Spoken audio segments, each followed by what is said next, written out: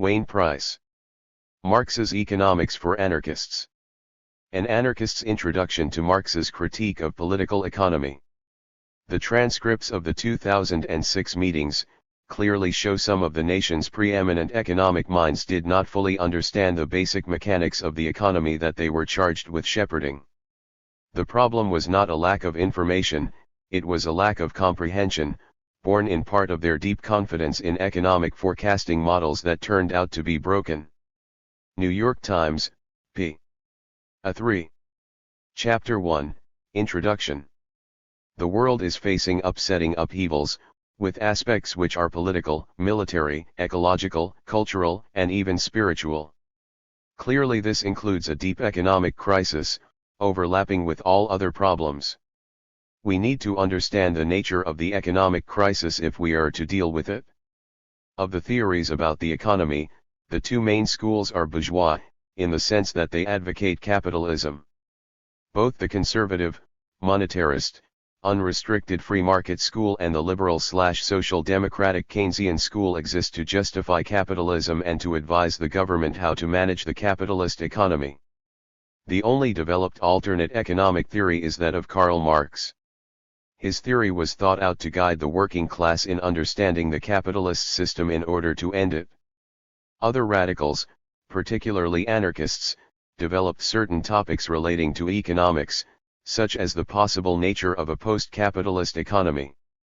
But no one, besides Marx, developed an overall analysis of how capitalism worked as an economic system.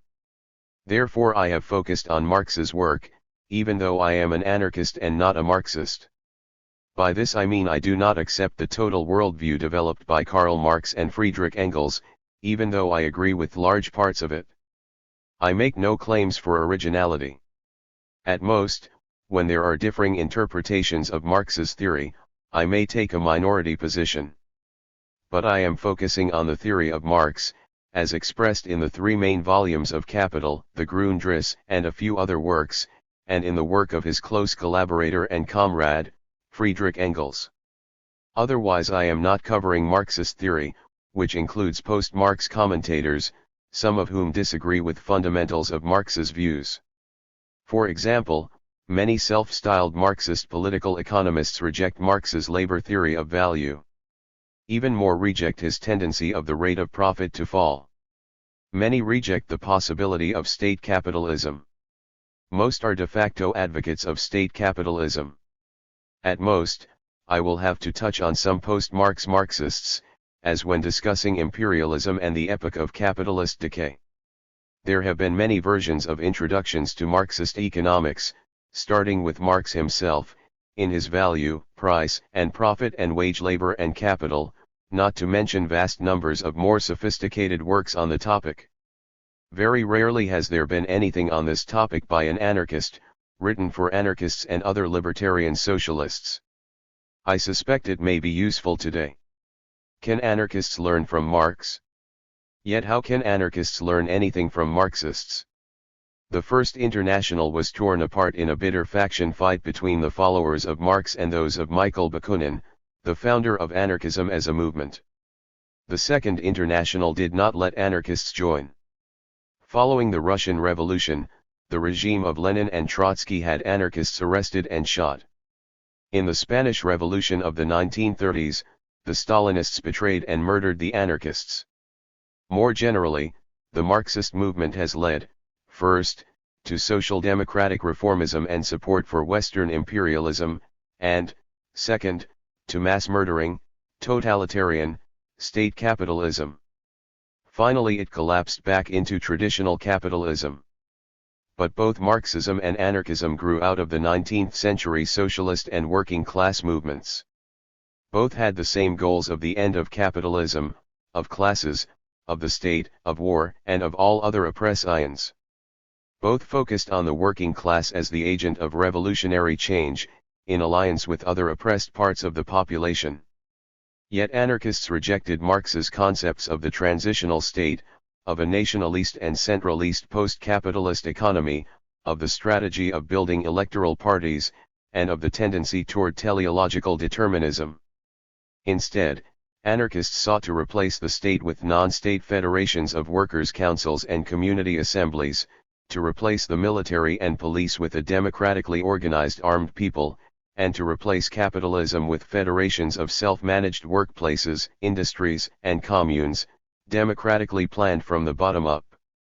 However, many anarchists expressed appreciation for Marx's economic theory. This began with Bakunin and continues to today. They believed that it was possible to unhook it from Marx's political strategy. For example, Cindy Milstein, an influential U.S. anarchist, wrote in Anarchism and Its Aspirations, more than anyone, Karl Marx grasped the essential character of what would become a hegemonic social structure, articulated most compellingly in his Capital. Some radicals have argued that there was two sides to Marxism, and I agree. One side was libertarian, democratic, humanistic, and proletarian, and another side was authoritarian, statist, and bureaucratic. One side was scientific and one side was determinist and scientistic. From this viewpoint, Stalinist totalitarians had used both sides of Marx's Marxism, not only the centralizing, authoritarian aspects, but even the positive, libertarian, and humanistic aspects, in order to paint an attractive face over their monstrous reality. So they have misled hundreds of millions of workers and peasants in mass movements which thought they were fighting for a better world. Does that mean that libertarian socialists should reject all of Marx's work, even those positive aspects? What is the alternative? If we reject Marx's system, we are essentially left with bourgeois economic theory, rationalizations of a social system which also has a history of bloodshed, mass suffering, tyranny, and 2 world wars. This is not a superior record to that of Marxism. There has long been a minority trend within Marxism which has based itself on the humanistic and libertarian democratic aspects of Marx's concepts. This goes back to William Morris, the Britisher who worked with Engels while being a friend of Peter Kropotkin. It continues to today's autonomist Marxists. The version of Marxist economics I learned was heavily influenced by the Johnson-Forrest tendency and by Paul Maddock. I am not arguing here whether these libertarian Marxists were correct in their understanding of Marxism, as opposed to the authoritarianism of Marxist-Leninists. I am only pointing out, empirically, that it was possible for some to combine Marxist economics with a politics which was essentially the same as anarchism. I draw the conclusion that it is possible for anarchists to learn from Marx's critique of political economy. Was Marx a plagiarist? There is one other complaint about Marx's political economy sometimes raised by anarchists. Some argue that Marx did not invent his theory by himself but learned it mostly from other thinkers, including Pierre-Joseph Proudhon, the first person to call himself an anarchist. They denounce Marx as a plagiarist. There is no question but that Marx made a thorough study of thinkers who went before him, including bourgeois political economists and socialist writers. His writings, published and unpublished, often read like dialogues between himself and earlier economists. This is another part of what he meant by his critique of political economy. He claimed to go beyond them, but he never denied that he built on earlier thinkers. Some political economists he respected. Others he despised. When Marx and Engels first read Proudhon, and then met him in France, they were impressed. Coming from the background of a working artisan, Proudhon had developed a critique of capitalism and a concept of socialism. The two young, middle-class, radicals learned from him. In The Holy Family, Marx and Engels commented on Proudhon's 1840 What is Property? Proudhon subjects private property, which is the basis of political economy, to a critical examination.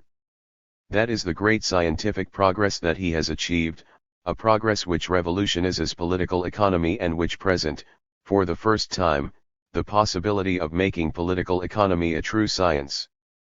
Proudhon does not only write in the interest of the proletarians, he is a proletarian himself. Later on, Marx and Engels became political and theoretical opponents of Proudhon. Marx attacked his views in the poverty of philosophy, as did Engels in the housing question. I am not going to get into the theoretical questions raised there, I believe that Marx and Engels learned from Proudhon and then developed past him in certain ways. Bakunin stated, "There is a good deal of truth in the merciless critique directed against Proudhon. Proudhon remained an idealist and a metaphysician. His starting point is the abstract idea of right. From right he proceeds to economic fact, while Marx, by contrast, advanced and proved the incontrovertible truth, that economic fact has always preceded legal and political right. The exposition and demonstration of that truth constitutes one of Marx's principal contributions to science. Beside immediate economic theory, Proudhon opposed labor unions and strikes, let alone working-class revolution. But, Proudhon worked out a concept of decentralist federalist socialism, which was contrary to Marx's centralist statism. Proudhon's concept was important in the development of revolutionary anarchism. However, the whole discussion is pointless. The key question should be whether or not Marx's economic theory is a good theory, useful for understanding the capitalist economy, and useful for developing political reactions to it. Whether or how much Marx learned from others is irrelevant. If he got good ideas from Proudhon, then good for him. Critique of political economy. There is some dispute over whether to refer to Marx's economics, Marx's political economy, or Marx's critique of political economy. As to the first, Marx discussed the production and distribution of commodities and other topics which are typical of subjects covered by texts on economics. At the same time, his goals and interests were entirely different from those of bourgeois economists, not to make the system work better but to overthrow it. As for political economy, this was a term taken from Aristotle, who distinguished between domestic economy and political economy. Early bourgeois economists picked up the term. They connected their analysis of economics with the role of classes and the state.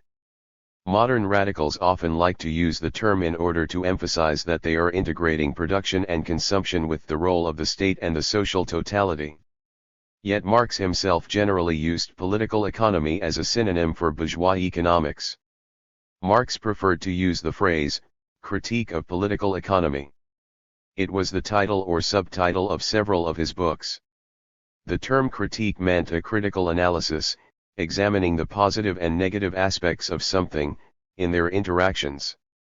He was the enemy of the political economists, however much he respected a few of them for their insights.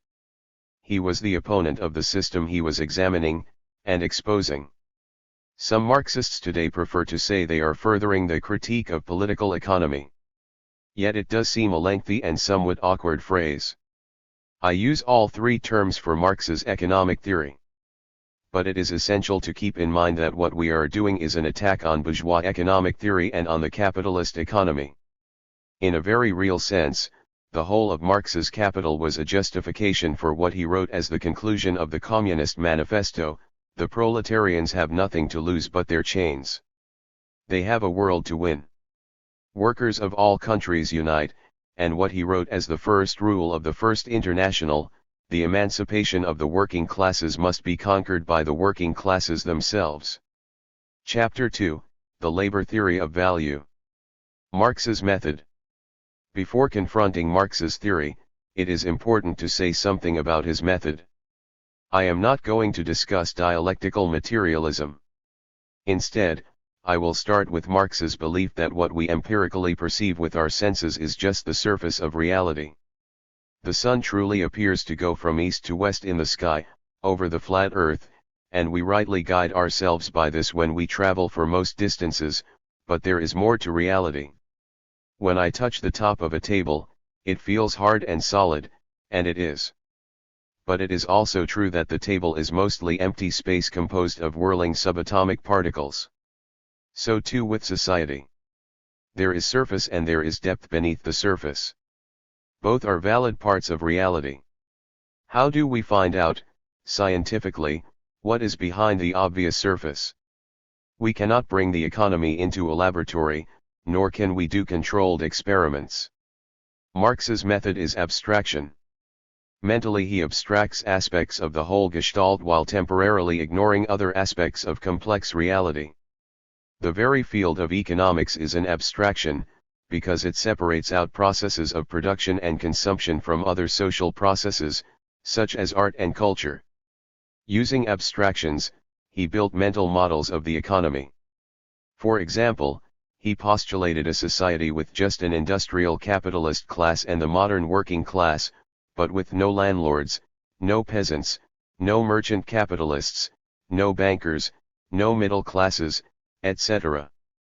Creating such a model, he explored how it might work. He wound it up and saw how it goes. Gradually he added more and more aspects of the actual society to his models. Hopefully this gives insight into how the complex, messy, real whole society works. It is abstraction which has permitted Marx's critique of economics to remain relevant, after a century and a half. Capitalism still survives and its basic structure is still in operation.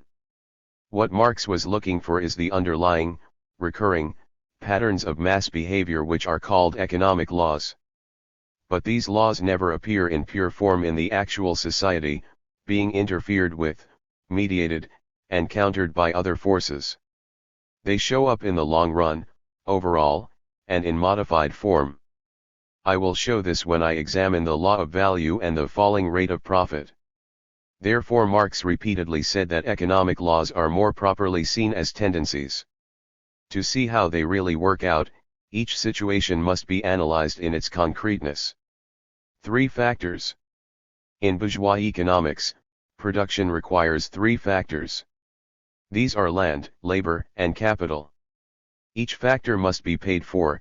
Today this means rent for land, wages for labor, and interest for capital. Since all 3 factors contribute to production and all are paid for, there is supposedly no exploitation.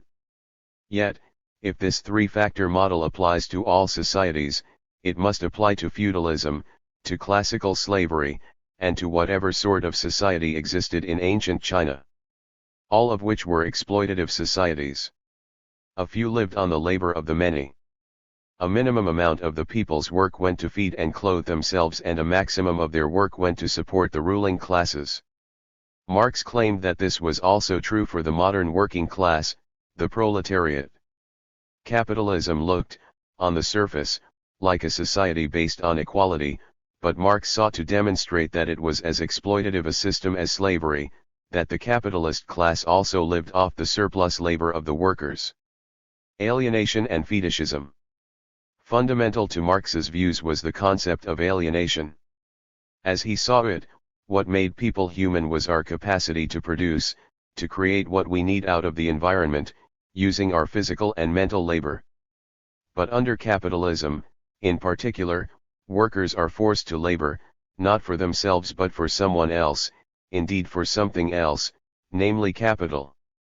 The harder they work, the stronger and richer becomes capital which rules over them, drains them of their energy, and increases its power, due to their efforts. This is alienated labor. All the institutions of society are alienated, powers ruling over the working class due to what the working class has given them. People are reified while things are seen as alive.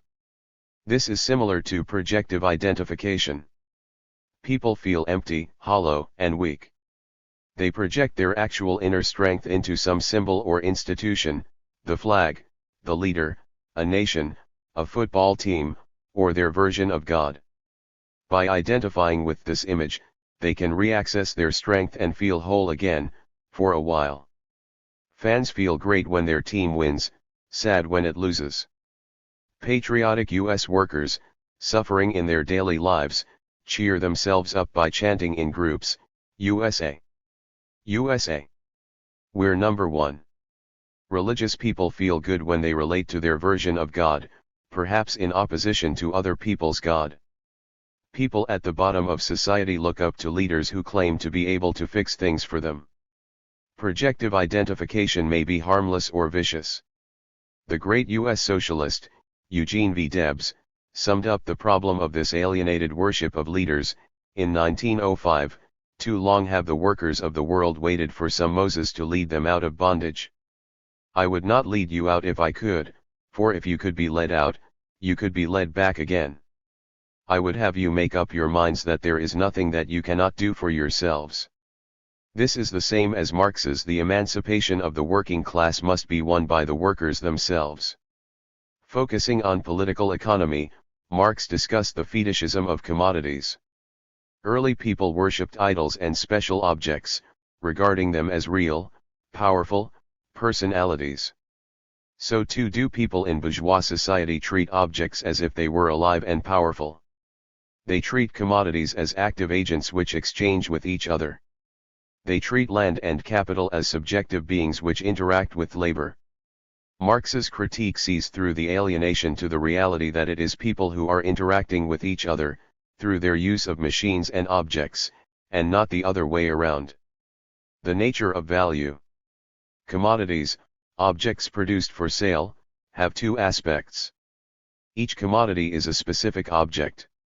It has its own use, as a baseball or hammer, or whatever, and it was made in a specific way with specific machines and a specific labor process. But also, each commodity is worth a certain amount of money. Numbers can be attached to each object, not referring to its weight, say, but to its value, $1, $10, or $1 million. To coin a word, every commodity is moneyfiable. This is important, because the capitalist management of a business does not really care what the use is of the commodities they make. They are not going to play with the baseballs or build with the hammers they produce. They only care that someone else finds the baseball or hammer useful and therefore is willing to buy it. But for themselves, the capitalists only want money. They produce baseballs and hammers in order to end up with more money than they started out with when they hired workers and bought machinery and raw materials.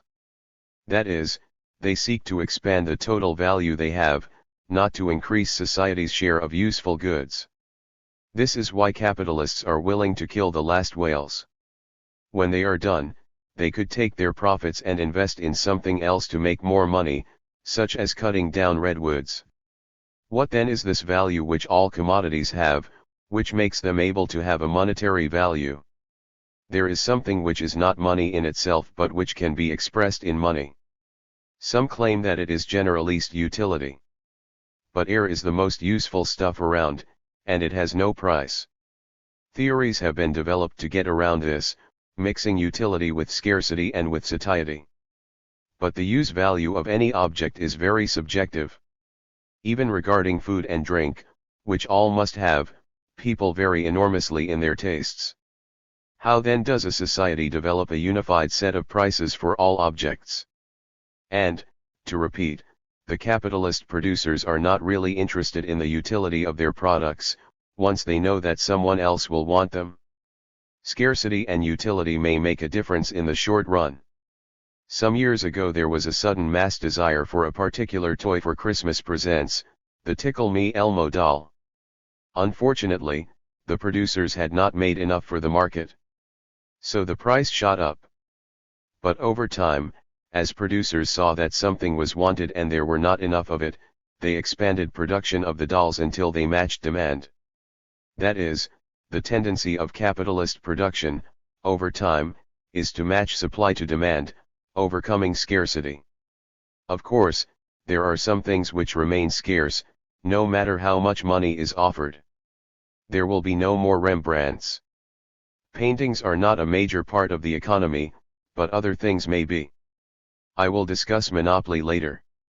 This becomes a serious problem when non-renewable natural resources are treated by the capitalist economy as though they were commodities of which more could be produced at need. This is how capitalism operates. Marx said that what commodities had in common was labor.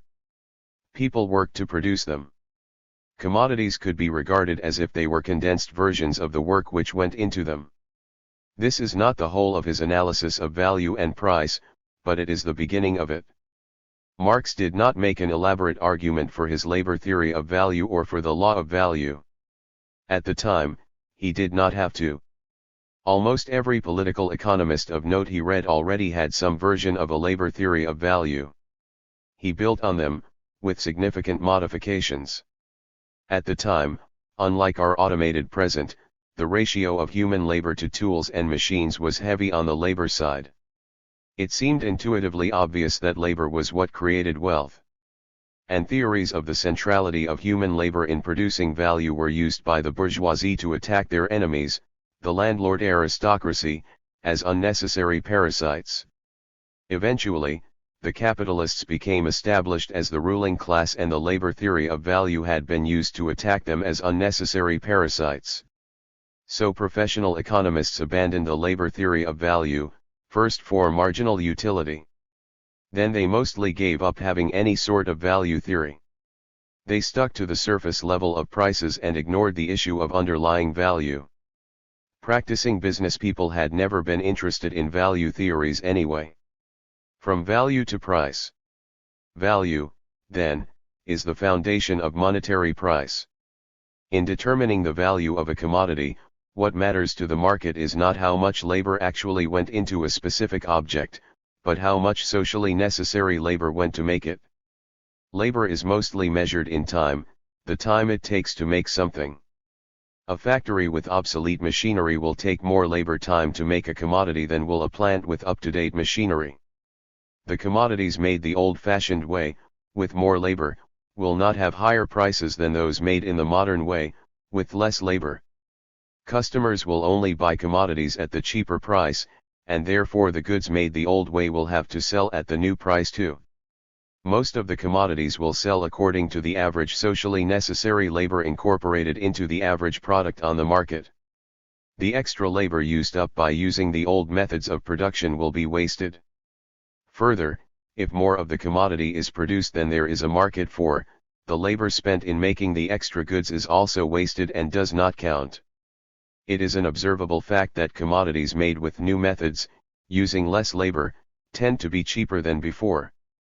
This is sometimes hidden by other factors, such as the monopoly held by the more advanced producers, but which is eventually countered as other producers get the new machinery. Also, general inflation raises all prices. Objects made by more efficient, new, methods may increase in price slower than the rate of overall inflation.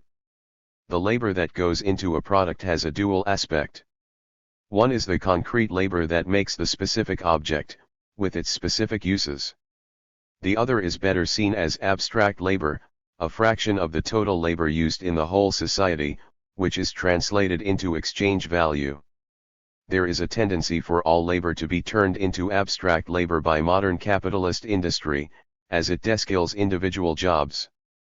More importantly, the trend of capitalism is for every commodity to be made, not by one craftsperson at a bench, but by the labor of a large number of people, in a sense by the whole society. It is impossible to really say exactly how much each individual worker adds to a product which has gone through a whole factory, beginning with the raw materials which had been worked up by masses of other workers. Each commodity really represents a fraction of the total labor of the collective workers of society. What really matters to the capitalists is their firm's total wage bill and the total amount of time it takes to make their products. When industrial capitalists invest in what is necessary to produce commodities, for example, baseballs, what they buy can be lumped into two categories. First is the raw materials which will be worked up into the final product and the tools and machines which will be used. Then there is the labor power of the workers who are hired to make the product. The first category already has some value, since it was previously made by labor. When used in production, it passes its value onto the new commodities. The value of the leather or other covering is entirely passed along to the ball. 5 hours of leather becomes part of the value of the ball. This is also true of the gasoline which is used up in running the machines, it too passes on its total value to the balls. Machines and tools do not pass on their total value, since they are not used up in making each baseball. But they are partially used up each time they are used, and this value is passed on to the commodity. However, this passing along of values does not create any new values, and certainly cannot produce any profits. Therefore this part of the investment is called constant capital, because it does not create any new capital. The completely used up raw material and gasoline is called circulating constant capital. The machines and tools, which are only used up slowly, are called fixed constant capital. But the labor power of the workers is different. Once engaged, the workers' labor changes things. As it turns leather and rubber into baseballs, it adds value to the product, value which did not exist before. It lays the basis for profitable production. Therefore it is called variable capital. Constant plus variable capital together is called the cost of production. The most peculiar commodity. Before going further in understanding the relation of value and price, I have to discuss the unusual commodity which is at the heart of capitalist production. This is the commodity of labor power, which is the ability of the worker to work. Labor as such is not a commodity, because it is a process. The workers face the capitalists who buy their commodities, their capacity to work, to use their hands and muscles, their brains and nerves, in the service of capital.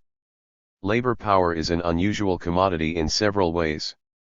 It is attached, so to speak, to human beings with minds and consciousness, which they must subordinate to the production process. It alone expends human labor, which is the only way of creating new value. How is it determined what the value of this unusual commodity is?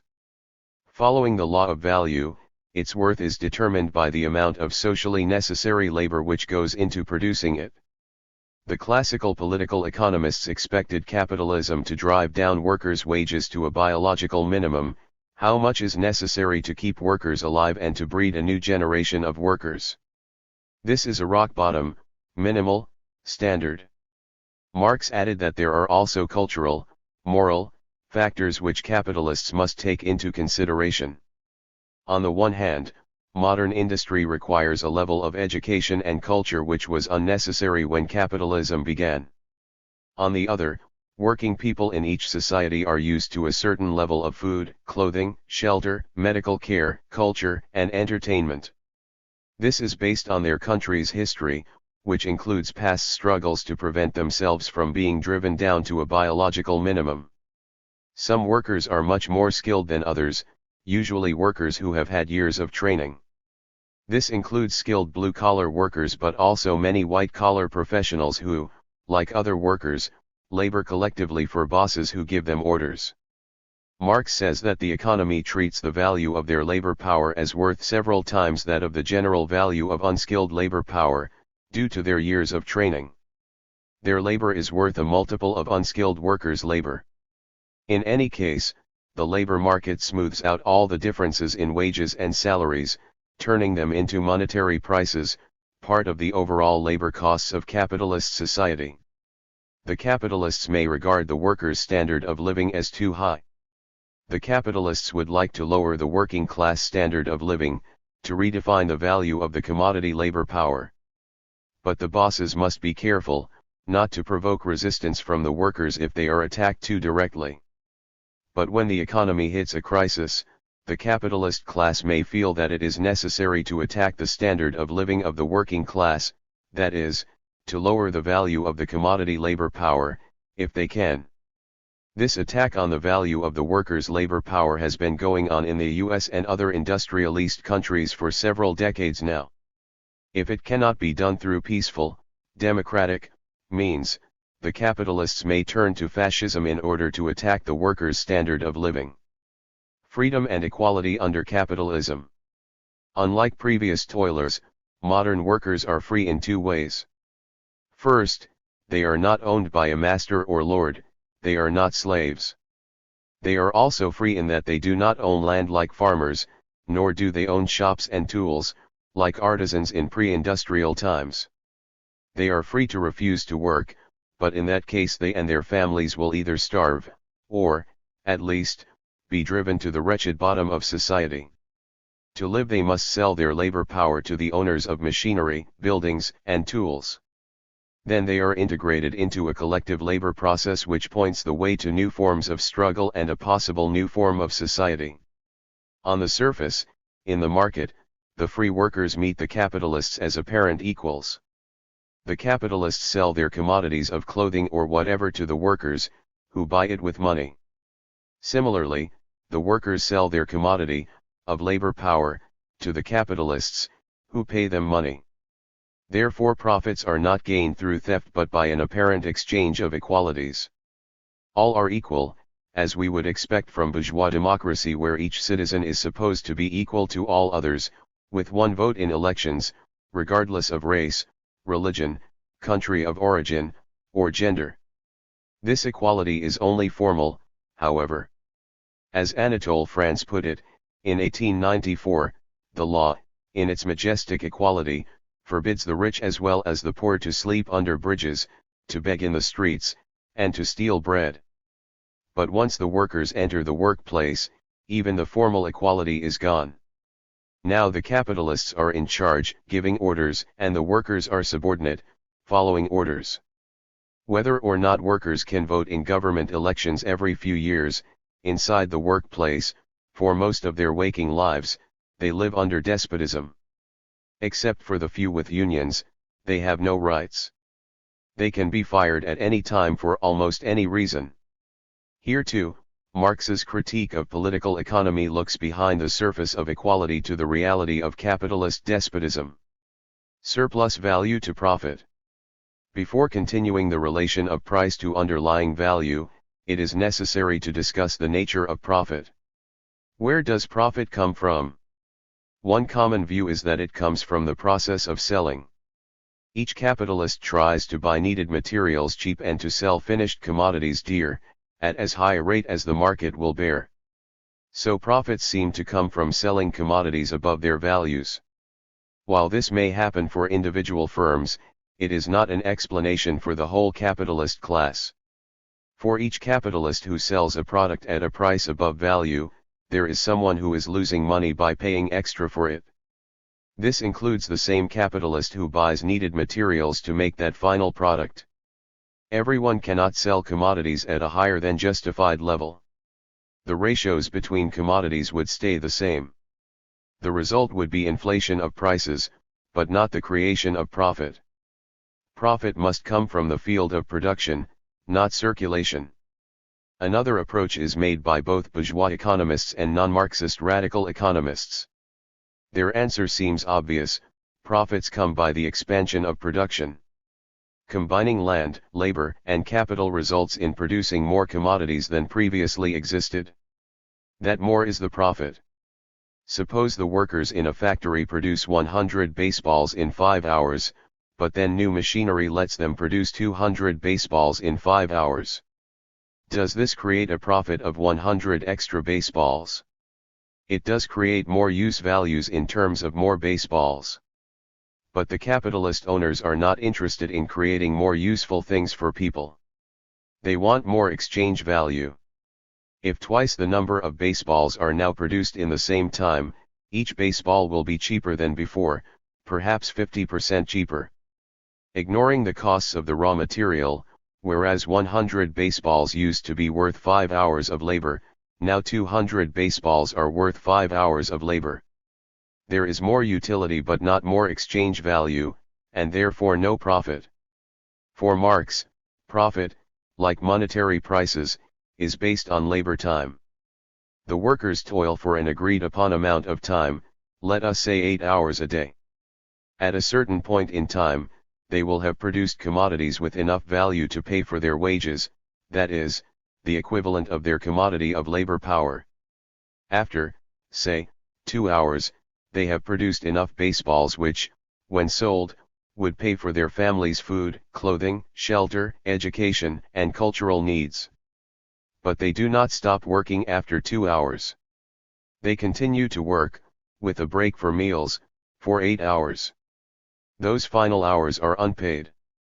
This work is done for free, just as much as slaves or serfs did free work for their lords. The extra labor produces extra value, described as surplus value. It is from this surplus value that the capitalists divide out the profits of industrial enterprises, the profits of retail merchants, the interest on bank loans, ground rent to landowners, the costs of advertising, the taxes paid to the government, etc.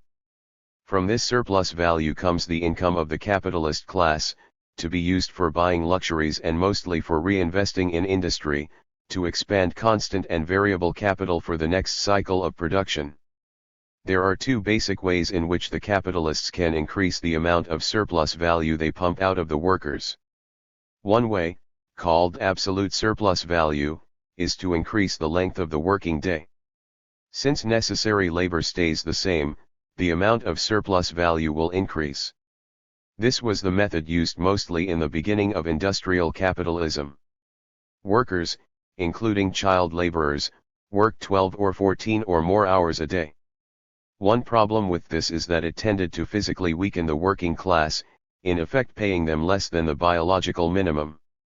However, this method is still used, through compulsory overtime in many industries. The other method produced relative surplus value.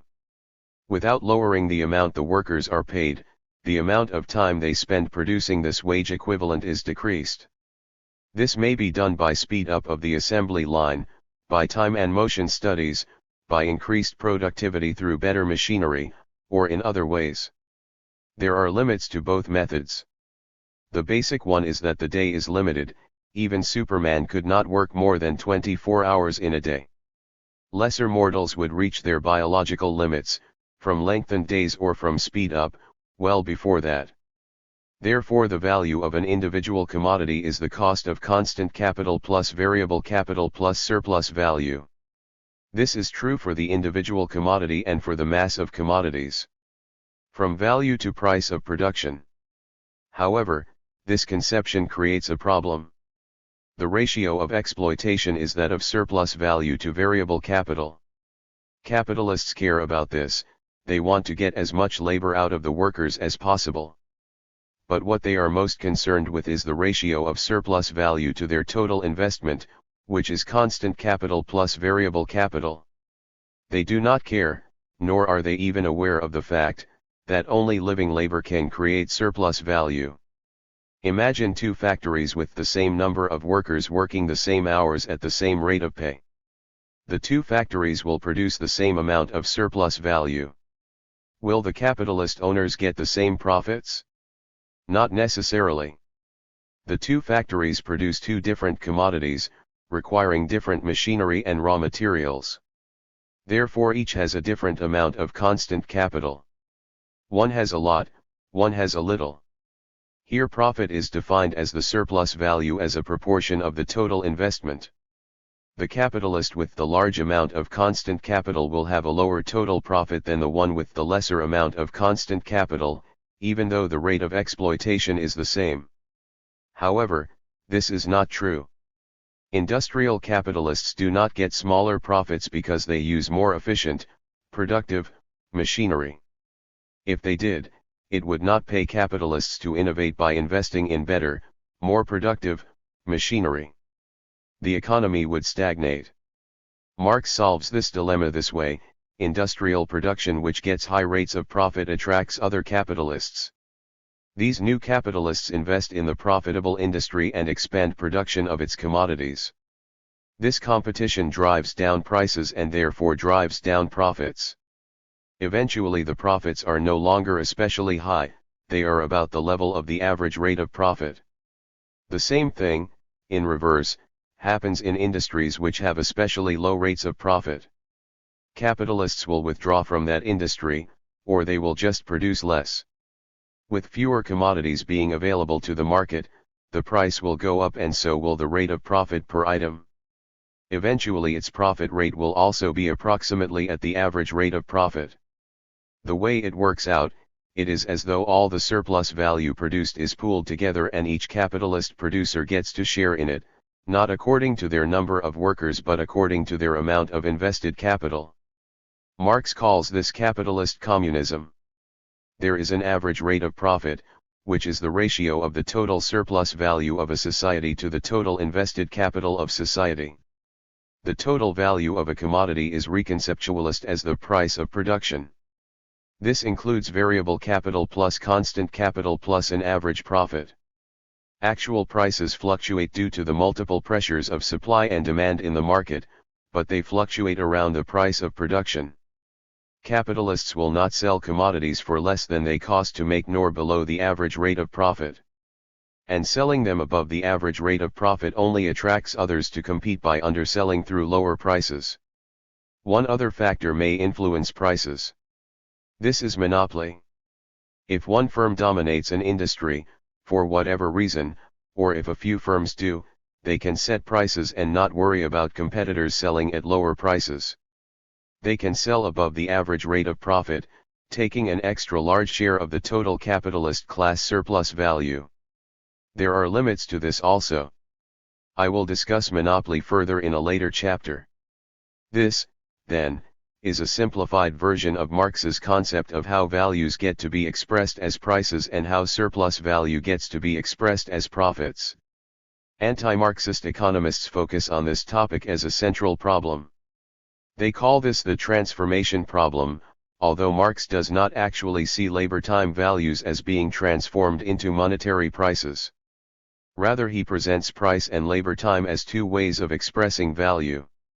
The price of production is a reconfiguration of commodities' labor-time values, not the abolition of their values.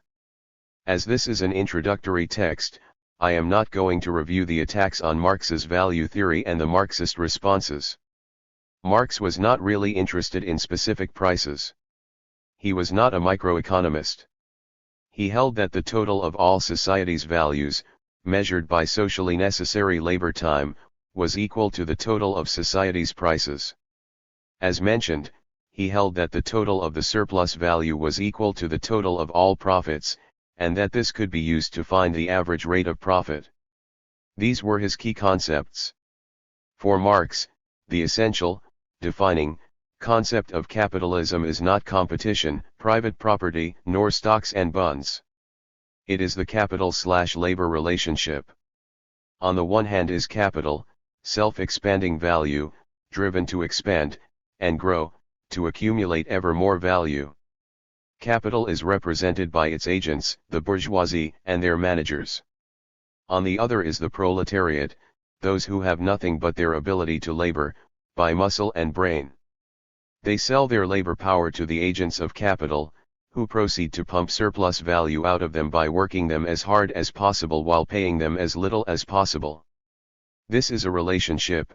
Without capitalists there are no proletarians, without such modern workers, there are no capitalists. Money. Of course, value, when expressed as price, requires the existence of money. Money is both a measure of value and a store of value.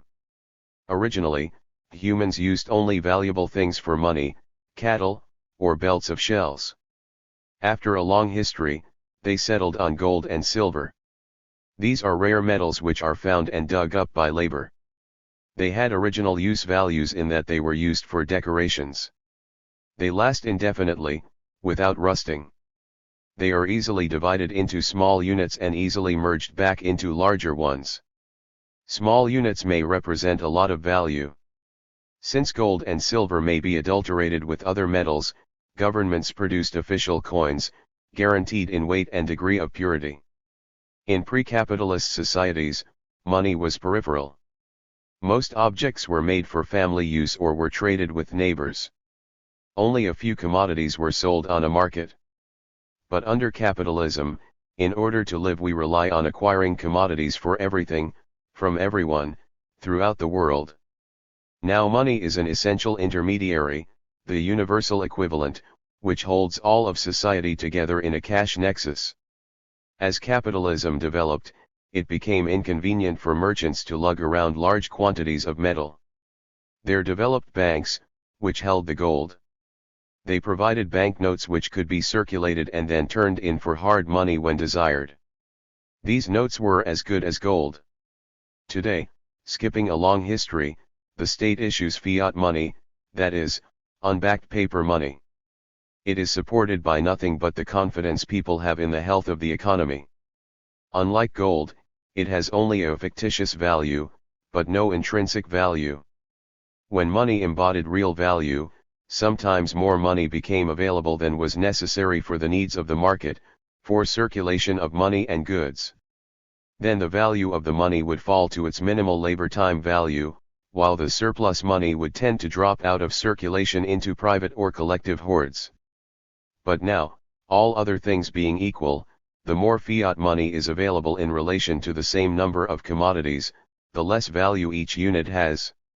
Chapter 3, Cycles, Recessions, and the Falling Rate of Profit. Classical political economists of Marx's time and before, denied the inevitability of business cycles and their culminations in crashes. The capitalist market, they held, was so efficient a mechanism that it balanced what came into it and what came out, production and consumption, buying and selling, in a smoothly functioning process. There might be momentary, localized, disharmonies, in one industry of another, but no overall crashes.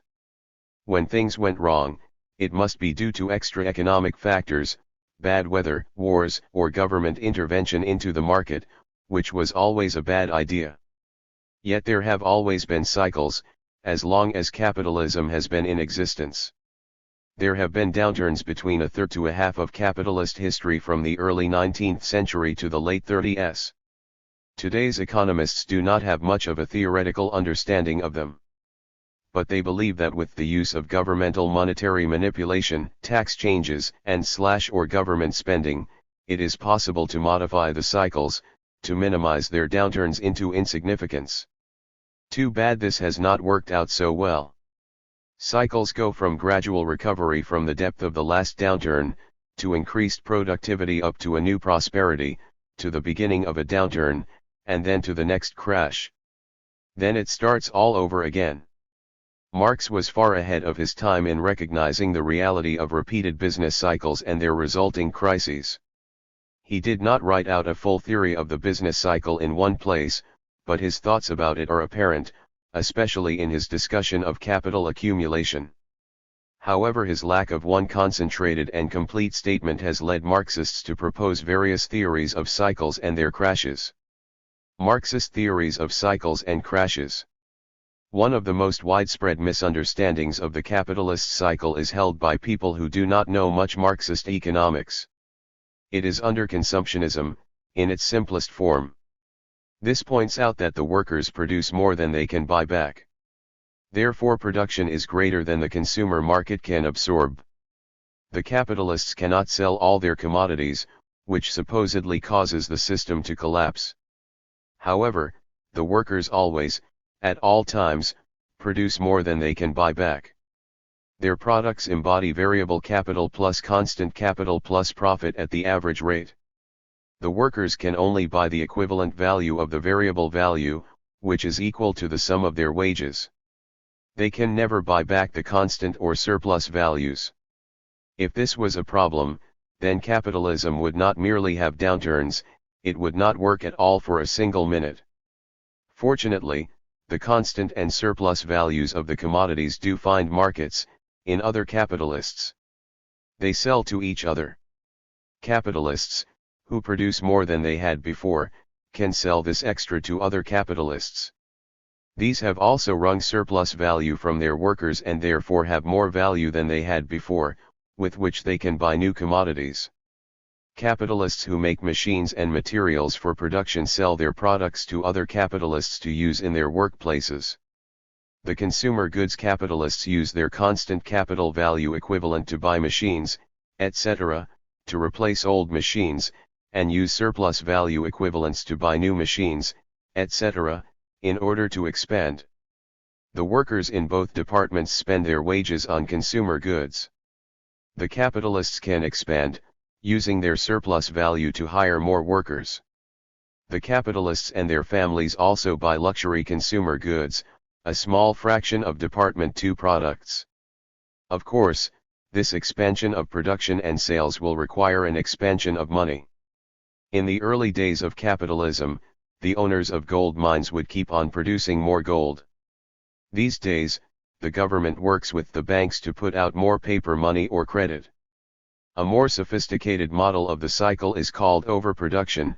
In their drive to expand, competing capitalists put more money into constant capital than into variable capital. They are constantly seeking to expand labor productivity, which means more machines and materials, and fewer workers in proportion. Also, the capitalists are driven to increase surplus value, which requires holding down the workers' pay. Even in times of prosperity, When the capitalists are most willing to let the workers increase their pay, the bosses are still reluctant to increase wages. As a result, production of consumer goods tends to expand more and faster than do the wages of the workers. In other words, production of consumer commodities expands more and faster than does the consumer market. And if the consumer goods producing capitalists cannot sell their goods, they will no longer buy from the machinery producing capitalists, who now also cannot sell their products. If goods cannot be sold, then their values cannot be realized.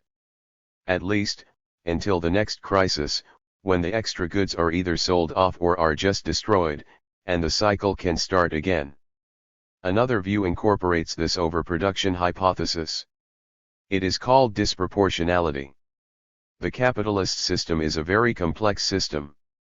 To work, the different parts have to match up with each other, not only consumer goods production and the consumer market, but each commodity must match with its need.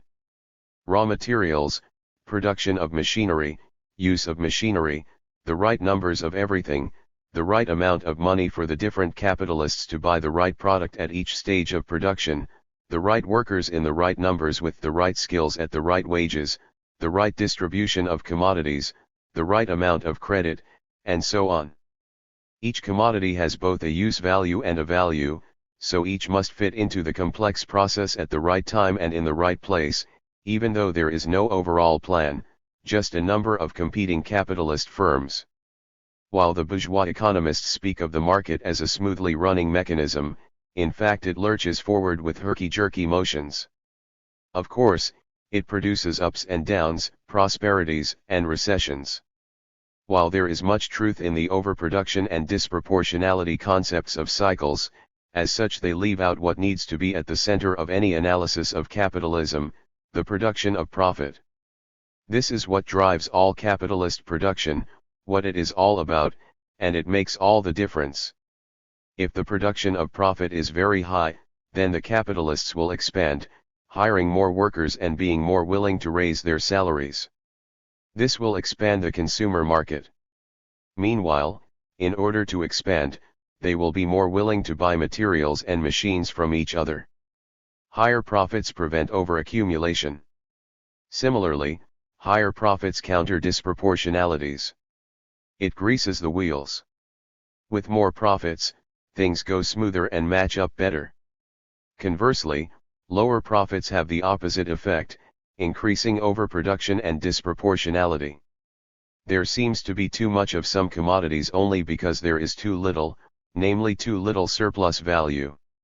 The tendency of the rate of profit to fall. As mentioned, each capitalist firm seeks to raise its profits by using the most modern technology, the most productive methods. This means investing in more and better machinery, in order to raise their workers per person productivity. They may hire more workers, as they expand, but they buy even more machinery, and materials to go through the machinery. As a result, the enterprise's workers will be able to produce more goods in the same amount of time, each good cheaper than the competitor's version.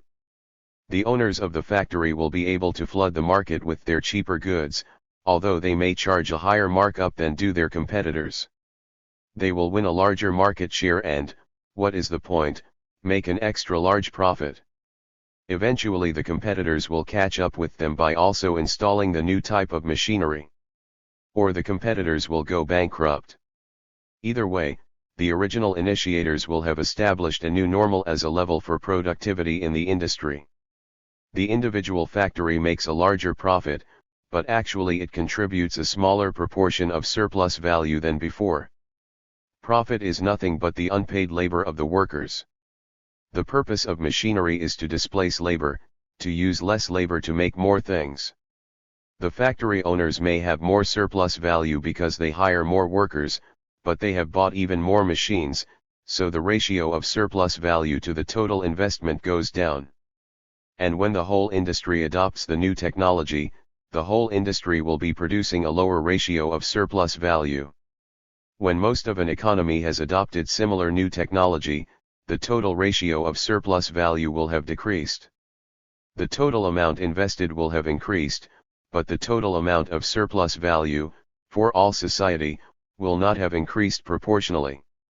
The total mass of surplus value may have increased or decreased, according to the number of workers employed, but its ratio to the total invested will not have increased.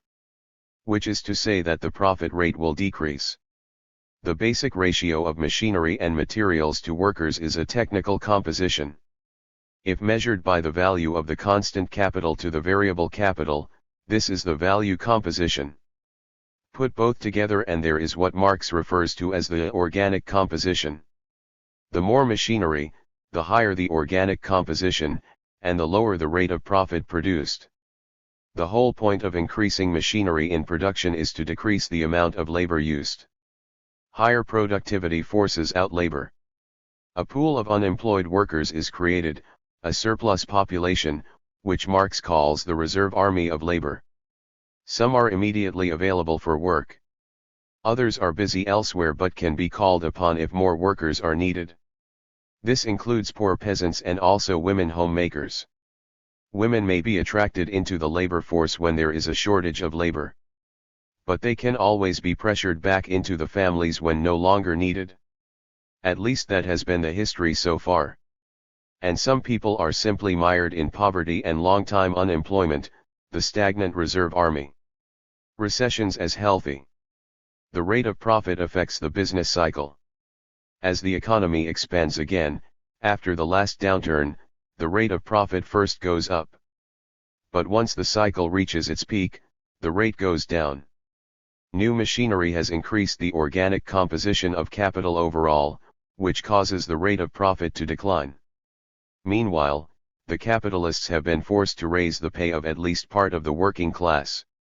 This is due to the increasing shortage of workers as production expands, including bottlenecks caused by lack of skilled workers.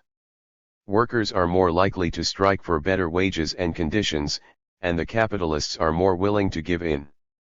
This too lowers the rate of profit. To keep their profits coming in, capitalists borrow money from banks and each other. Debts pile up. They speculate, invest in shaky schemes, and buy into bubbles. This is made easier by the split in the economy between the actual commodities, the factories and other things which were made by people, and the pieces of paper which give ownership of the things. The first is called by bourgeois economists the real economy, and it includes goods and services which embody value. The second is called the paper economy or the virtual economy. Stock certificates provide capitalists with claims on surplus value. They are bought and sold with little relationship to the actual workplaces and work processes where the value is created. In Marx's terms, these are fictitious capital. Finally, there is a crash. And a good thing too. The recessions are essential for the profitability of the capitalist economy. Weak companies, with old-fashioned technology, will go bankrupt. Their technology will either be junked or bought up cheaply by better-run companies. Machinery in general will be cheapened during the downturn. So will labor power. There will be more unemployed, workers will be forced to accept lower pay. Overproduced goods will be sold off. Debts and speculations will be wiped out in bankruptcies. Stronger companies will buy up resources from weaker ones, creating larger corporations. All these factors clear the way for a more profitable economy. And so there will be a new upturn, moving toward a new period of prosperity. The collapse of the crisis was essential for clearing out the deadwood and preparing for the new and bigger upturn. Counter-tendencies to the falling rate of profit. There are counter-tendencies to the tendency of the rate of profit to fall. The business cycle, particularly the downturn, mobilizes these counteracting tendencies and restores profitability. There are a number of such counter-tendencies. For example, the rate of turnover, from investment to the sale of products to reinvestment, varies from industry to industry. In itself, this may cause disproportionality. But the more rapid the turnover, the higher the rate of profit. Imperialism, in its various forms, also increases profits. It brings in commodities with lower costs and bigger profits than can be produced at home. The main counteracting tendencies are caused by the very expanded productivity which causes the rate of profit to fall in the first place. Expanded productivity makes cheaper commodities. If this becomes widespread, then the constant capital bought by the industrial capitalist become cheaper. Whether or not the capitalist goes out and buys the cheaper machines, the ones the capitalists keep will lose their value, become cheaper. If the capitalist makes the same profits as before, it is now compared to cheaper investment costs, and therefore the rate of profit goes up. The same is even more true for the other costs of the industrial capitalist, the wages of the workers. As productivity increases in general, the goods which the workers buy to maintain and reproduce themselves become cheaper. The food, clothing, shelter, entertainment, and education which make up the cost of the workers' commodity labor power, all cost less labor to make. It is now possible to lower the workers' wages and yet to maintain their standard of living. The use value of the goods they earn remains the same while the exchange value of their pay goes down. The use values the workers can buy may stay the same, or even increase, while the proportion they receive of the value they produce decreases. So surplus value increases, without necessarily lowering the standard of living of the workers. Further, capitalist firms get larger and larger, more and more concentrated. This does not directly counteract the fall of the rate of profit, but it does produce larger amounts of surplus value in one place. This goes far to counter the immediate effects of the falling rate. The tendency of the falling rate of profit is a major factor in the business cycle, behind disproportionality and overproduction. Historically, it is countered and set right by the downturn phase of the cycle, which restores capitalism to profitability. So the system lurches forward. Does this mean that the counteracting effects can so compensate for the falling rate of profit that over the long run it becomes meaningless? No.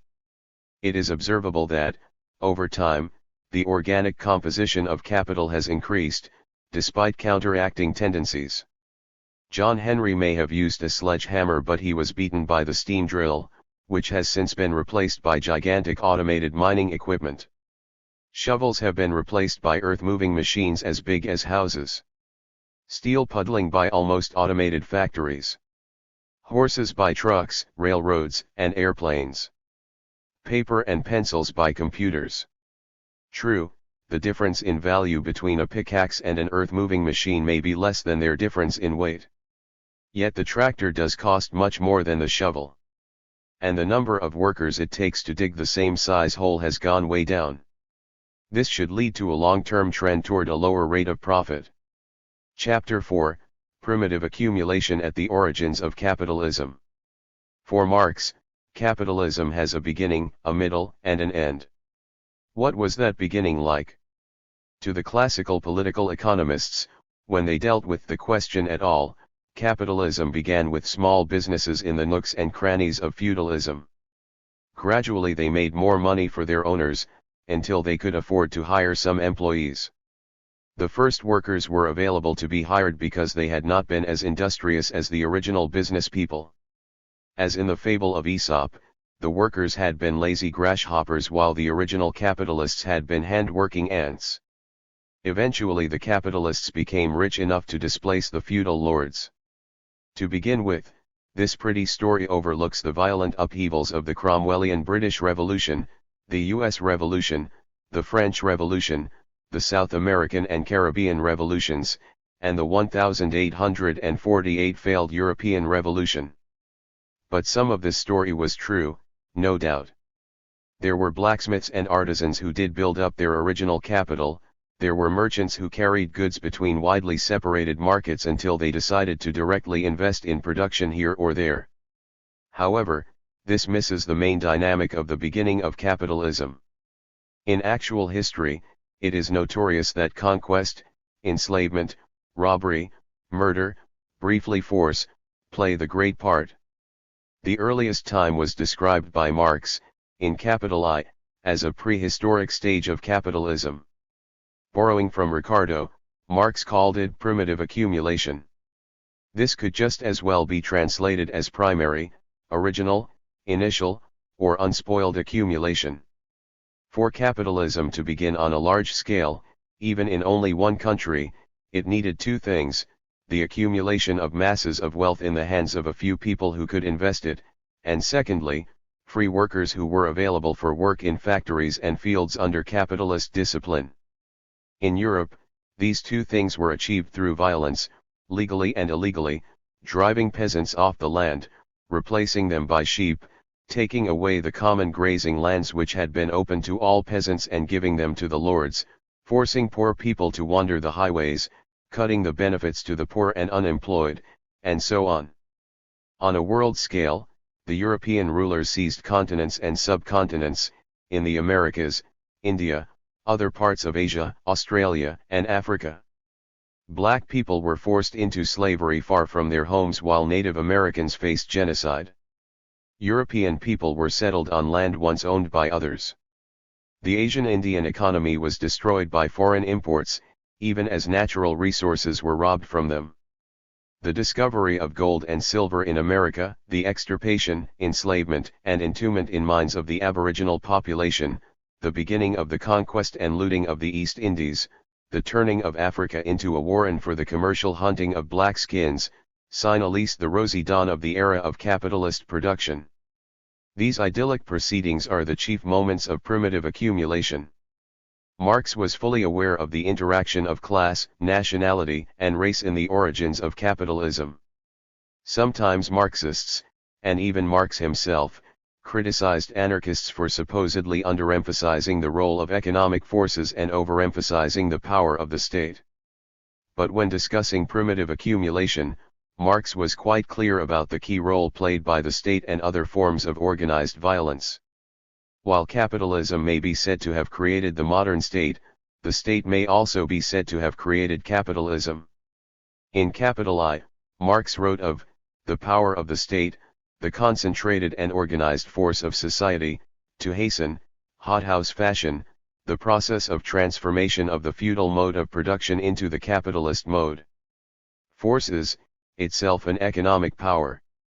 The anarchist Kropotkin writes of the same period, the role of the nascent state in the 16th and 17th centuries in relation to the urban centers was to destroy the independence of the cities, to pillage the rich guilds of merchants and artisans, to concentrate in its hands the administration of the guilds.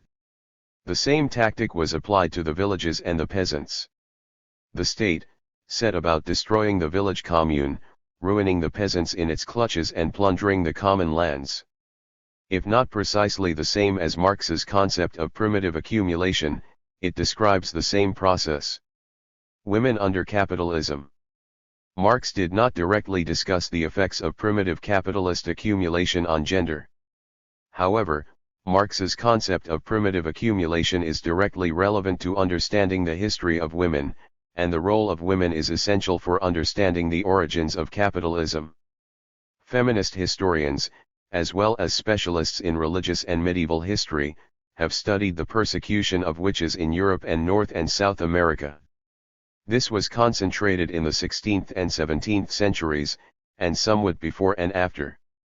Led by the Church, but including state authorities, a hue and cry was raised against women who were accused of following a heretical sect, composed almost only of women, which supposedly worshipped the devil. Special tribunals were set up, methods of torture were standardized, and witch-hunting manuals were published. The numbers of women so persecuted is unknown. Some estimates run into the millions, but the best estimate is that, over 3 centuries, about 200,000 were accused of witchcraft, of whom 100,000 were killed. It is impossible to know how many of these people were just women whom someone disliked, how many were midwives or herbalists, how many were practitioners of pre-Christian religions, and how many were genuine worshippers of the devil. If any were. The witch hunt was an attack on half the population, mostly focused on poor women in the cities and countryside. The campaign against supposed witches was part of general misogynist sentiments promoted by the church and state.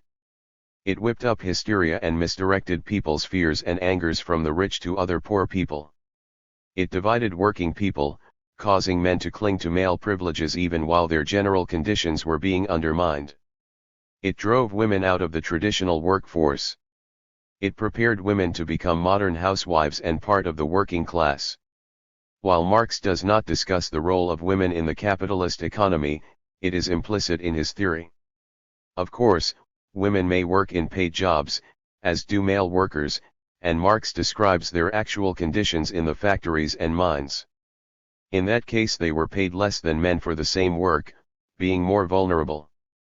Female waged labor, and also child labor, was common in Marx's time in the 19th century in British industry. Female paid labor is common now. But there was another, and more fundamental role for women, which applies to women not as waged workers but as non-waged members of the working class. The commodity labor power of the workers included what was necessary to recuperate them, to let them rest up and be able to work another day. It fell on the women as homemakers to see to it that the men were recuperated. And the price of the wage also covered raising a new generation of workers. The work of doing this also fell on the women. In all this, the women at home were not directly creating surplus value but were producing the necessary labor power commodities of their husbands, children, and themselves. If we define capitalist productive labor only as what directly produces surplus value, then this was not productive but it was essential labor for surplus value to be produced, in plain English, highly productive labor. In Engels' The Origin of the Family, Private Property, and the State, he described the reproductive work of women as being as much part of the base of society as is industrial production. He speculated that class society grew out of the original oppression of women. The above is not at all an adequate analysis of how women are oppressed, but it is clear that the oppression of women, in the family and in the workplace, is thoroughly intertwined with capitalist exploitation. Primitive accumulation's destruction of the ecology. Marx and Engels noted the way early capitalism was destroying the biological environment. They saw human labor as the way humans interact with nature, satisfying human needs while maintaining a biological balance. They saw this as a metabolism between humans and nature. But through capitalism they believed that there had developed a rift in the metabolism. The most important factor, to them, was the split between city and country, between industry and agriculture, between town and farmland. This concept had been raised by a number of the utopian socialists before them, as well as by bourgeois agronomy specialists. Kropotkin and other leading anarchists were also to raise this as a problem, well before the modern Green movement. What Marx and Engels noted was that the farms and the cities were increasingly separated. Agriculture drained the soil of nutrients, which had once been returned to the soil through local consumption of food and the use of animal and human manure. But now the animal and plant nutrients were shipped over increasing distances to cities. Their eventual waste was not returned to the land, but polluted the cities and the rivers and lakes around them.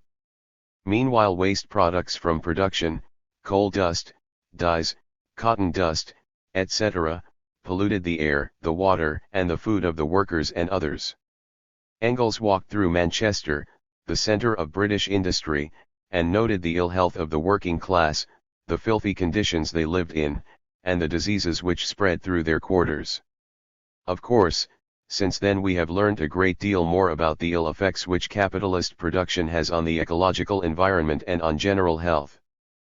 But Marx and Engels saw this quite early.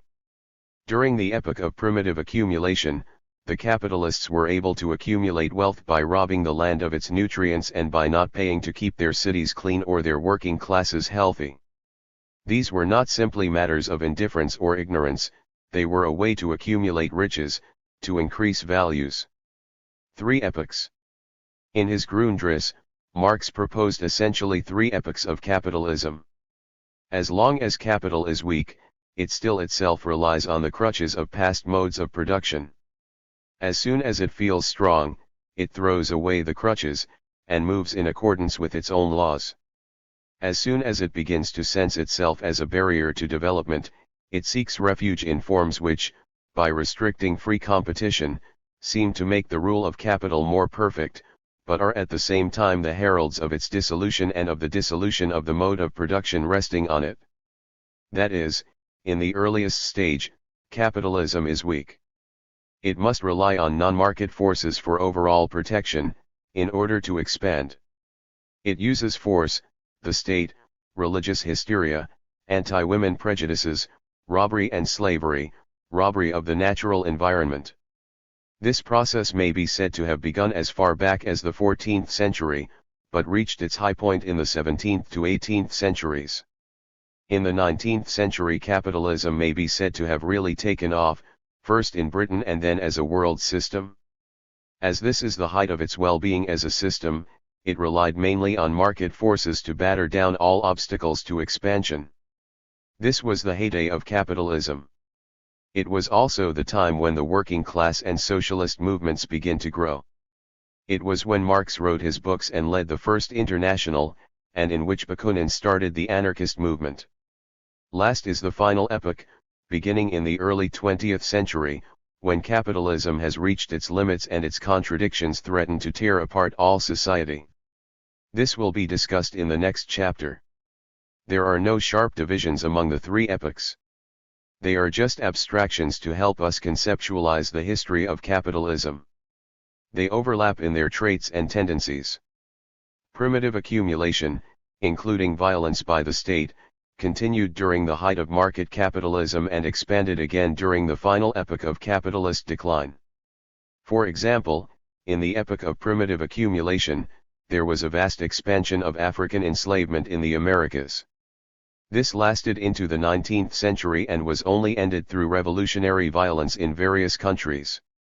However, the special oppression of African descendants continued. In the U.S., Jim Crow segregation laws continued through the end of the 19th century and the early 20th century and were not abolished until the late 20th century. Even now, African Americans remain oppressed, discriminated against, and mostly at the bottom of society. Capitalism does not seem to be able to end its racism. Chapter 5, The Epoch of Capitalist Decline. Every previous social system had reached an end, and the same will be true of capitalism. As previously quoted, Marx held that capitalism will come to a point when it begins to sense itself as a barrier to development. In his preface to his critique of political economy, Marx wrote, "At a certain stage of their development, the material productive forces of society come into conflict with the existing relations of production, or, what is but a legal expression of the same thing, with the property relations within which they have been at work hitherto. From forms of development of the productive forces these relations turn into their fetters. Then begins an epoch of social revolution. Capital's powerful technology has become so vastly productive that it does not fit within the confines of a system based on private ownership, class conflict, competition, and national borders, all of which developed to serve an economy of scarcity. Production for value holds back the production of useful goods for all. Capitalism becomes less competitive, it revives older methods of non-market, statist, support, it returns to primitive accumulation. This has been called the epoch of capitalist decay, decline, or parasitism, the epoch of monopoly capitalism, of imperialism, of state monopoly capitalism, of finance capitalism, or of late capitalism. Of all the improvements in productivity, including automation, computers, and nanotechnology, the most significant which capitalism has created is the international working class. This class exists in concentrations in cities and in industries, working collectively and cooperatively. This class, with its hands on the highly productive new technology, could lead all the oppressed to create a new society without classes, or states, or warfare, or ecological destruction. For over a century and a half, this modern working class has repeatedly struggled, under the banner of various sorts of socialisms, to overthrow capitalism. Marx and Engels did not live to see the actual epoch of capitalist decline. But, analyses were made by various Marxist theorists, including Hilferding, Lenin, Bukharin, Trotsky, and Luxemburg. All of them had important insights, although only Rosa Luxemburg was influential in the development of libertarian democratic Marxist trends. However, I am going to stick as close as possible to the actual theories of Marx and Engels. That Marx had been correct in describing an epoch of capitalist decline was easily believed from 1914 onward. There was the historically unprecedented First World War. This was followed by the shallow prosperity of the 20s and then by the worldwide, decade-long, Great Depression. There were revolutions and near-revolutions throughout Europe, the Russian being the closest to successful. Other revolutions failed in Germany, Italy, and Eastern Europe.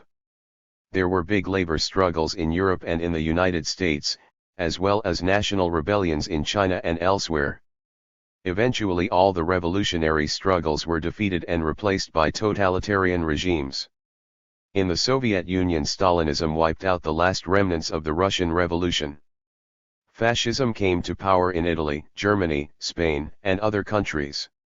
Even slavery was revived, as a state measure, under Nazism and Stalinism.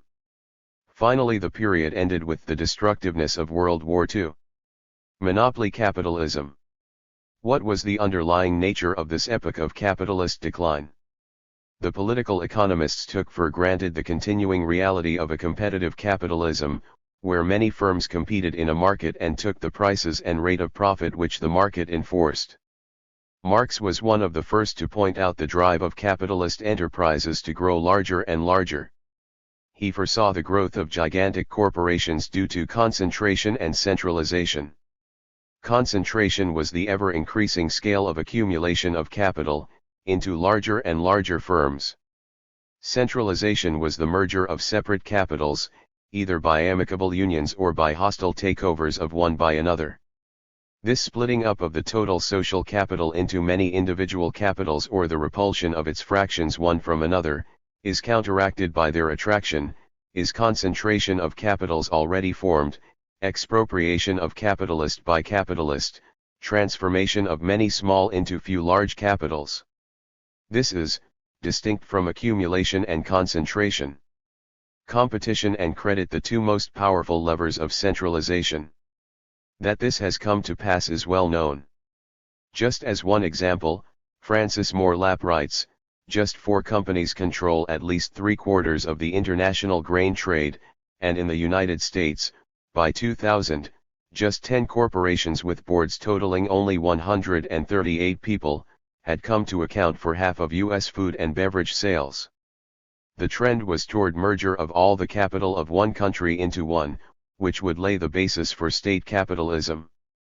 In capital I, Marx wrote, this limit would not be reached in any particular society until the entire social capital would be united, either in the hands of one single capitalist, or in those of one single corporation.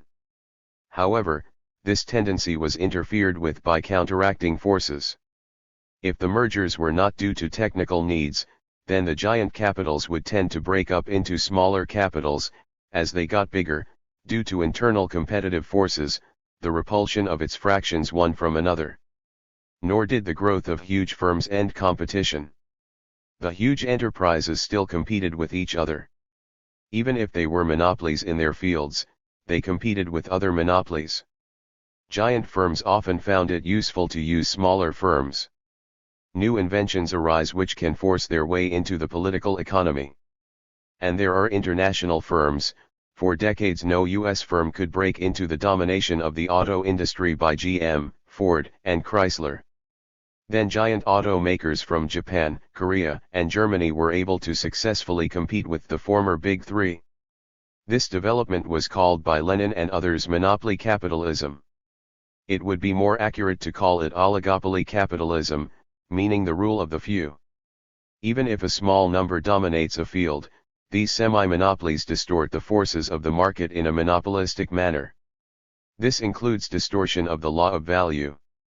But even distorted markets are still markets, even distorted value relations are still value relations. Marx saw the growth of centralist big business as mostly progressive. He was aware that it caused great suffering for the workers, but he believed that it laid the basis for socialism, the end of classes and poverty. Anarchists had a more critical attitude toward the growth of big business. They agreed that it made possible someday a cooperative, non-profit, system of production, Socialism. Yet only some of the economic centralization was due to technically more efficient methods of production. Often firms merged solely for financial reasons, or in order to increase their power over the workers, or to have better access to markets. Such weak reasons often caused these semi-monopolies to break apart after a while. Monopoly capitalism often caused over-centralization, which interfered with efficient production and distribution, and which held back inventiveness. This view was consistent with the anarchists' goal of an economy which would be socialized and cooperative while also radically democratic with a decentralist federalism. Effects of oligopoly on the capitalists. It is sometimes stated that Marx predicted that the growth of concentrated capital would end the existence of middle layers between the stock-owning bourgeoisie and the working class. This is not true. Marx did expect that small business people, independent professionals, and small farmers would decline in numbers with the growth of big business. But he also predicted that huge firms would cause a split between the ownership of capital and the job of managing the firm. An industrial army of workmen, under the command of a capitalist, requires, like a real army, officers and sergeants. The work of supervision becomes their established and exclusive function. As capitalist enterprises expand, the capitalists themselves become superfluous, at least to the productive aspects. The managers manage. The capitalists invest in the stock market.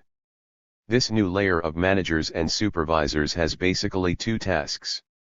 One is the technical coordination of the various work taking place. This is something which would have to be done in any economic system. Under socialist democracy, it might be done by the workers meeting to plan their work, or the workers might elect a coordinator, or they might take turns. To the extent that the capitalist managers are doing necessary technical work, they are part of the collective labor that produces the commodities. On the other hand, they are agents of the capitalists and personifications of capital. Their job is to drive the wage slaves to their labors and make sure the workers do not goof off. While the supervisors may have interests which clash with the capitalist owners, as far as the workers are concerned they are part of the class enemy. For Marx, the replacement of family-owned and managed firms by ever larger stock companies points to the end of capitalism, its last phase. He summarizes, this is the abolition of the capitalist mode of production within the capitalist mode of production itself. It establishes a monopoly in certain spheres and therefore requires state interference. It reproduces a new financial aristocracy, a new variety of parasites, a whole system of swindling and cheating by means of corporation promotion, stock issuance, and stock speculation. He thought that the growth of semi-monopolies would result in more state involvement in the economy as well as the growth of finance and speculation. Effects of oligopoly on the working class. Another frequent misinterpretation of Marx is his supposed theory of immiseration, that the growth of big business would result in increasing poverty among the working class. This is a misrepresentation of his general law of capitalist accumulation. He did not think that all workers would be immediately and constantly driven to extreme poverty. He knew that workers could be relatively well paid, while still being exploited. He expected that workers would earn higher pay during periods of prosperity in the business cycle. The capitalists constantly push down on the workers' standard of living and the workers push back. For a time, this evolves into a relatively stable value of the commodity labor power. But the capitalists will continue to press the workers, especially when profit rates decline and when the bosses feel stronger due to increased centralization. Increased productivity permits the capitalists to keep or even lower the value of what they pay the workers, while maintaining their standard of living as judged by use values. This is at least until the crisis gets so bad, the profit rate gets so low, that the capitalists have to attack the workers and drastically cut their wages. The workers fight back to maintain the standard of living for themselves and their families and, if possible, to improve it. This is good, but in itself, Marx said, it does not directly challenge capitalist exploitation as such. Just as little as better clothing, food, and treatment do away with the exploitation of the slave, so little do they set aside that of the wage worker. A rise in the price of labor only means, in fact, that the length and weight of the golden chain the wage worker has already forged for himself allow of a relaxation of the tension of it. The condition of sale, whether more or less favorable to the laborer, include therefore the necessity of its constant reselling. As capitalist accumulation and centralization increase, the workers' wages may get better for a time or may decrease. Nevertheless, their domination by the ever-increasing power of the capitalists worsens. Meanwhile, increasing productivity continues to decrease the proportion of human labor which is needed in production. People lose jobs, which expands the reserve army of the unemployed, the pool of unemployed workers. Their poverty and misery does get worse over time, and threatens to pull down the standards of even the organized employed workers. In proportion as capital accumulates, the lot of the laborer, be his payment high or low, must grow worse. This law rivets the laborer to capital. Oligopoly and the rate of profit. How is the tendency of the rate of profit to fall affected by the tendency toward oligopoly, monopoly, and even complete unification? Clearly, productivity continues to increase, which raises the organic composition of capital, which should decrease the rate of profit. But does it? The immediate effect of monopoly/oligopoly on profit rates is to interfere with the average rate of profit. The giant firms can raise their prices and thereby their profits, without worrying that other capitalists will invest in their field and bring down the prices and profits. Because of their monopoly position, they can keep out other possible competitors. Their monopoly position may be due to ownership of patents or to their huge size. It takes a great deal of capital to break into the U.S. steel or auto industries. Therefore the giant firms may get and keep a disproportionate amount of the surplus value produced in society. Which means that the weaker, smaller, firms are getting proportionately less. However, this does not change the total amount of surplus value produced by society's collective body of workers. Another effect of concentrated and centralized big businesses is that they produce large amounts of surplus in one place. While the rate of profit may not be high, the lump sum of any one corporation will be large. This does not change the actual rate of profit, but it changes the effects of the declining rate of profit. A large, concentrated, sum of money can be used for further investment in a way that the same sum of money, scattered around in small firms, cannot. Large firms may also increase profits due to economies of scale in production. However, as anarchists and other decentralists have argued, there are also diseconomies of scale which are rarely looked at. For example, a centralist factory which produces all the wickets in the world may produce them much cheaper than would local wicket-making workshops. But the factory would have to import raw materials, machinery, and workers from great distances, and then to ship the finished wickets great distances. This creates costs which local production would not have. These diseconomies of scale may be one factor in the splitting up of over-large semi-monopolies. Whether the costs of distribution balance the advantages of centralist production has to be determined empirically, but rarely is. Also, monopolies and semi-monopolies are under less competitive pressure and therefore may be less inventive and productive. Monopolies tend to stagnation. On the one hand, this produces less surplus value. On the other hand, by slowing down growth in productivity, it slows down the growth of the organic composition of capital and therefore of the fall in the rate of profit. How this balances out is an empirical matter. But in the long run, the fall in the rate of profit cannot really be counteracted by other causes of stagnation. However, the most important effect of the growth of large concentrated firms on profit rates is its effect on the business cycle. If the cycle goes all the way through to the final crash, under oligopolistic capitalism the crash will be very bad indeed. The businesses are huge, so their fall will be huge. They owe huge debts, to other companies and to the banks. They employ large numbers. They buy and sell from each other as well as from many smaller firms. Their boards of directors overlap.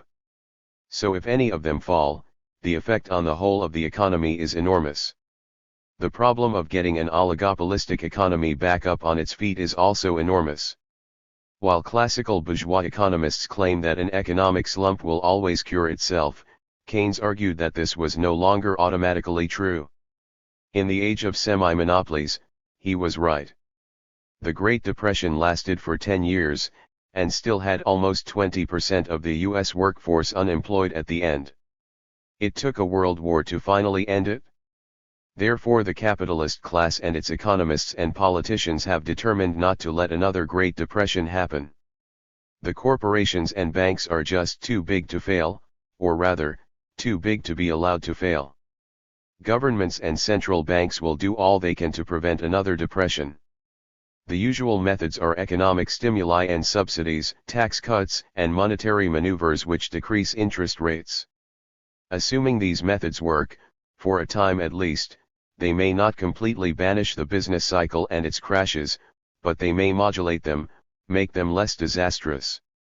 However, this has an unintended consequence. Lesser downturns cannot do their historical task of cleaning up the capitalist economy. Without big crashes, inefficient businesses may not go bankrupt, inefficient parts of monopolistic combinations may stay in business, the costs of materials will not decline as much, the level of wages will not decline much either, debts will not be written off but will continue to accumulate.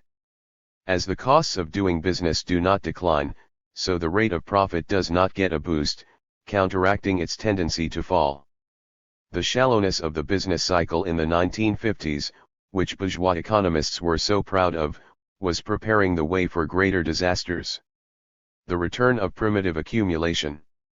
Increasing wealth by non-market, or at least non-value producing, methods never went away, even at the height of capitalist development. Now it has returned with a vengeance. Since it is no longer primitive, other terms are sometimes used. David Harvey prefers accumulation by dispossession, for example. It includes privatization of public industries, privatization of natural resources, the whole process of denationalization of the former communist countries, the stripping of assets from weaker corporations, efforts to patent genetic material, continuing to drive people off the land in China and throughout the world, etc. This newer primitive accumulation applies above all to the looting of nature. The ruling class acts like the capitalist management of a firm which sells its commodities for the equivalent of variable capital, constant capital, and the average profit. After selling its commodities, it should put aside money from the equivalent of the constant capital to eventually pay for new machinery and buildings when the old ones wear out. But instead, it does not. It counts its equivalent of constant capital instead as part of its profit, thus creating what seems to be a larger profit than it is really earning. A part of its profits is really fictitious. Perhaps it uses some of the constant capital value to buy off the workers with higher pay. The day will come when its machinery will wear out. Then this seemingly prosperous firm will fail because it cannot replace the machines. The bourgeoisie of the US and the rest of the world should have been putting aside wealth to prepare for a transition from oil, coal, and natural gas to renewable energy. It should have been paying to clean up the environment and preventing global warming. Instead it has been counting its wealth as profit and buying off a layer of the working class with an apparently decent standard of living. Meanwhile our whole civilization is built on carbon-based fuels. Not only our transportation system, but also our food. And there are all the things we use plastics and artificial fibers for. But these are limited, non-renewable, raw materials, which sooner or later will run out and meanwhile get harder and harder to get to. They pollute our foods, our land, our air, and our water. And they are causing global warming, which will cause a worldwide catastrophe. Sometimes, when gasoline prices go up, liberals claim that the oil companies are deliberately overpricing it. This may be immediately true, but in the long run, it is the opposite of true. Because the oil companies do not include the costs they will eventually need in order to reach hard to get oil or to develop new energy sources once current oil sources run low, they are all underpricing the real costs of oil production. Nor is this looting of nature just a matter of oil and energy production. The world's forests are being destroyed. The oceans are being overfished to extinction. Other species are being wiped out. Capitalism treats the world as though it were an inexhaustible mine. Marx and Engels did not foresee all this. They expected a socialist revolution well before humanity got this close to the edge. But their tools help us to understand it. Imperialism. For reasons known only to himself, Lenin named only the epoch of late capitalism as imperialism. Actually, capitalist imperialism goes back to the foundations of capitalism, with the British, Spanish, and French empires, among others.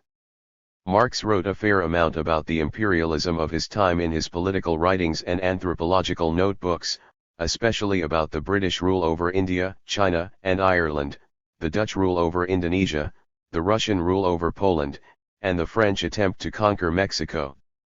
But he did not write much about its economics. Marx regarded foreign trade by the industrializing capitalist countries of Western Europe as an essential background to their development. Driven by the need to make profits, the original industrial capitalist regimes went abroad to exploit the labor force, the raw materials, and the consumer markets of poorer nations. In the Communist Manifesto, Marx declares of the bourgeoisie, the cheap prices of its commodities are the heavy artillery with which it levels all Chinese walls to the ground. It forces all nations to adopt the mode of production of the bourgeoisie if they do not want to go under. It forces them to introduce so-called civilization at home, i.e. to become bourgeois. It has made the peasant nations on the bourgeois nations, the Orient on the Occident. Marx wrote that capital in the developed countries would take advantage of cheaper labor and the higher levels of exploitation in the poor nations. The directly capitalist methods were tied up with primitive accumulation, the looting of local peoples of their wealth by force and fraud. Although formal colonialism is mostly over, the looting continues today, through investments, high interest rate loans to governments, unequal trade, control over international patents, etc. Marx's attitudes toward early capitalist imperialism was somewhat ambivalent. He saw it as laying the basis for industrialization and modernization in the poorer nations, a way to break them out of the stagnation of pre-capitalist societies. Yet he was aware of the suffering which capitalist imperialism caused among ordinary people, the destruction of harmless ways of life. He was sympathetic to anti-imperialist rebellions, as in India and China. He came to consider it possible for a pre-capitalist society to go directly to socialism, skipping a capitalist stage, provided it was helped by proletarian revolutions in the industrialist countries. Today it is clear that once capitalism reaches its epoch of decay, imperialism is a completely reactionary phenomenon. There are various Marxist theories of current imperialism, which I will not review in this introductory text. Suffice it to say, that the giant semi-monopolies of the rich countries dominate the world market, driven by the need to make profits and accumulate value. As such, they also dominate the poorer, oppressed countries, in order to drain them of their wealth. To maintain their power, the capitalists of the imperialist nations can use the military forces of their national states to invade and occupy the weaker countries. Implicitly, they also use them to warn off rival imperialist states. This is most true for the rulers of the United States. In competition with other imperial states and needing to oppress poorer countries, the great imperialists have repeatedly gone to war with each other and with the oppressed nations. They have developed weapons of such awesome power that they could wipe out civilization and perhaps exterminate life on Earth. Only the power of these nuclear and biological weapons kept the US and the USSR from waging a Third World War. They did not prevent many smaller wars by the imperialists against oppressed nations. Now that the Cold War is over and the Soviet Union as such is gone, nuclear bombs are more widespread than ever before.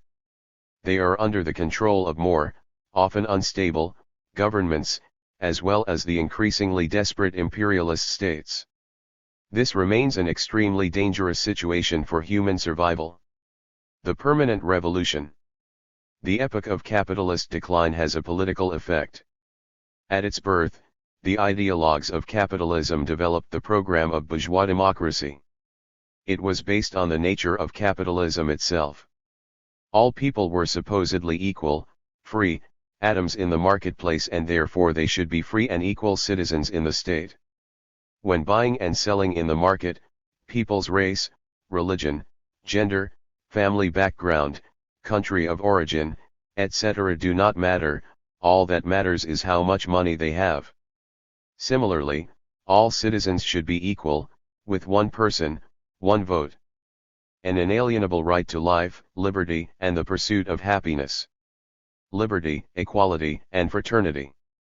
This implied representative governments, land to the peasants, national self-determination, and freedom of speech and association. There should be no oppression or discrimination based on anything but lack of money. Of course, capitalism has never lived up to its promised program. Every expansion of democratic rights was won by the blood of the people fighting the capitalists. Yet over time, there was an expansion of bourgeois democratic rights and general freedom. The right to vote was expanded in country after country. Absolute monarchies were replaced by either republics or, at least, constitutional monarchies. Women's rights were expanded. Slavery was abolished. And so on. But Marx foresaw that the growth of capitalism would lead to a decline in capitalism's own democratic program. The problem, as Engels and he came to see it, was that the expansion of capitalism meant the expansion of the working class. The bourgeoisie became more afraid of the proletariat than they were of undemocratic, authoritarian, rulers. A successful revolution against the feudal aristocracy would inspire the workers to continue the revolution into one against the bourgeoisie. Increased democracy would be used by the workers to organize themselves against the capitalist class. This would threaten the bourgeoisie. In their address of the Central Committee to the Communist League, Marx and Engels drew the lessons they had learned from the defeat of the 1848 to 1850 European revolutions. They concluded that the workers should support the liberal democrats against authoritarian states, but never trust them, they will sell out the struggle for fear of the working class. The workers should organize independently of the bourgeoisie, even of its most liberal wing.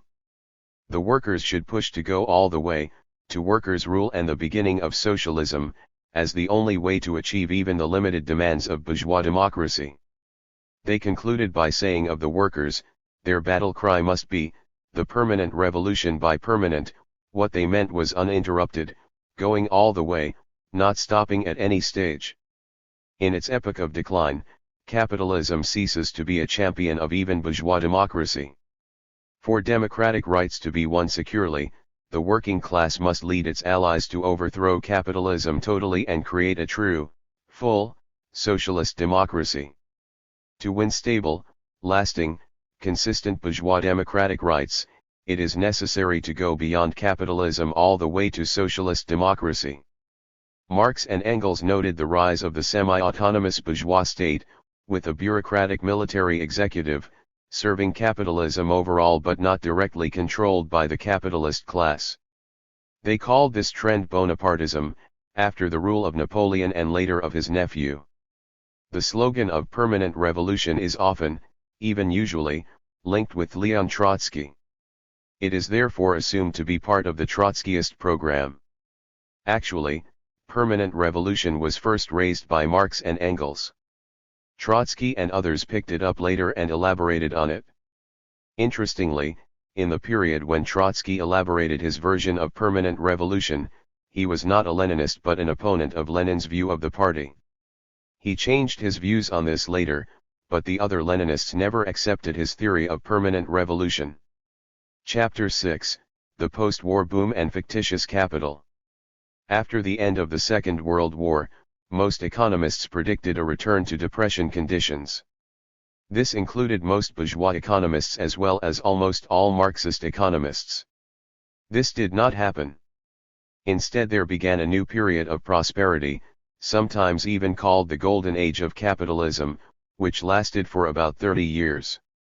There was relatively high employment, houses and cars for most working families, usually only the husband had to work, higher education for their children, and labor peace in big industries between management and the unions.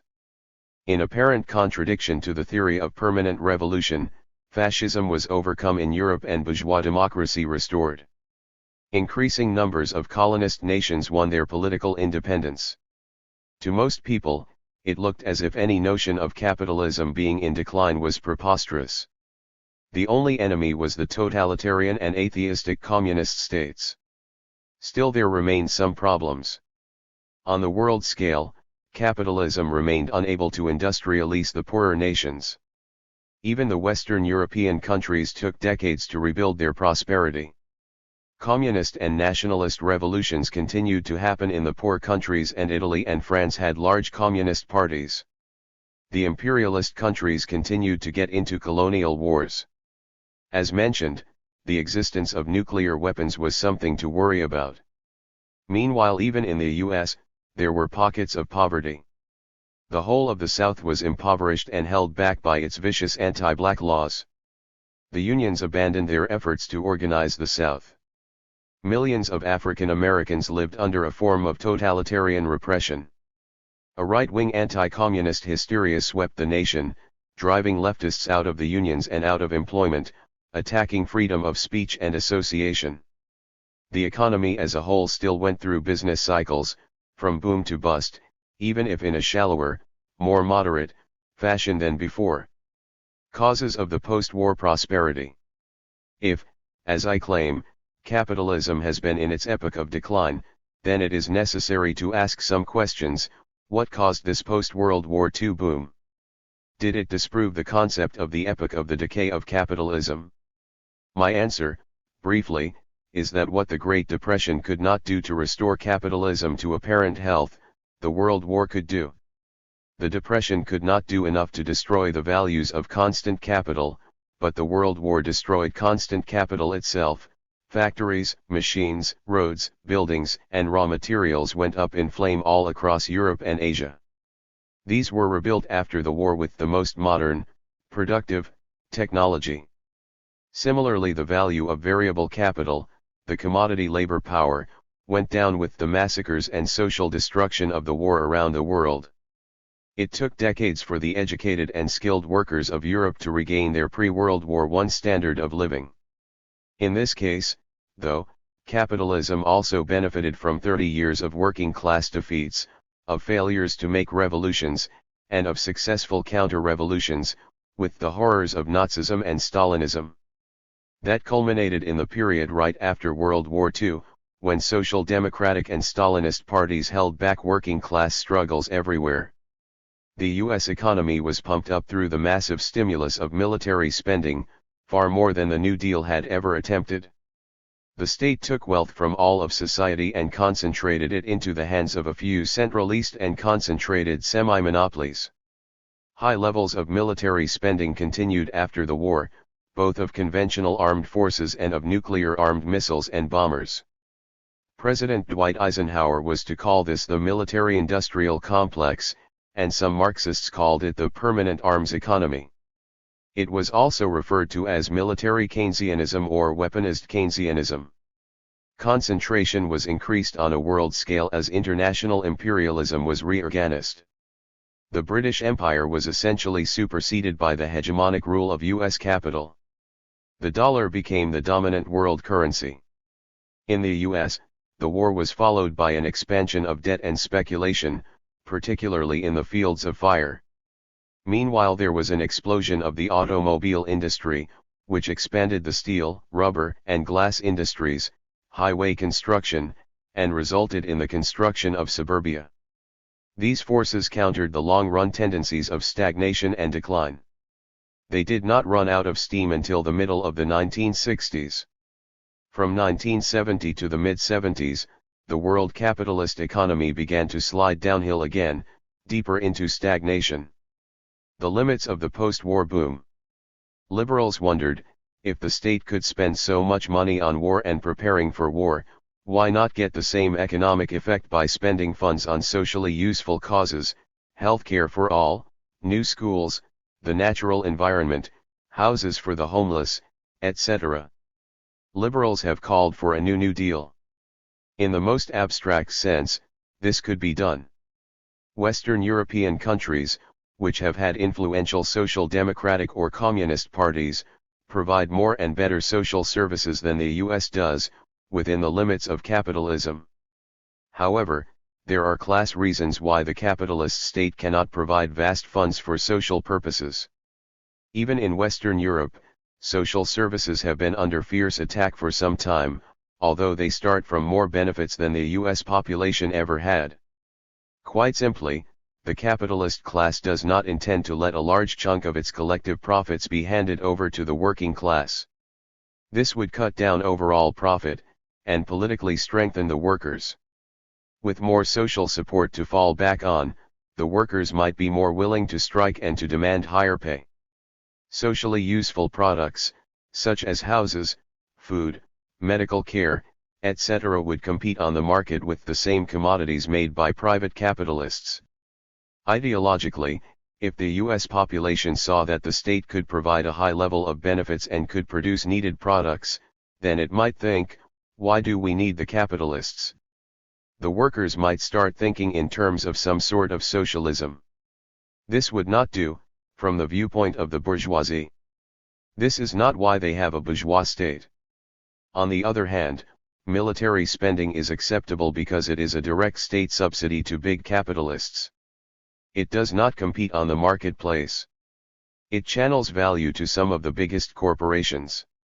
It has its own ideological justification, so it can be ignored when the politicians cut social benefits for workers and the poor.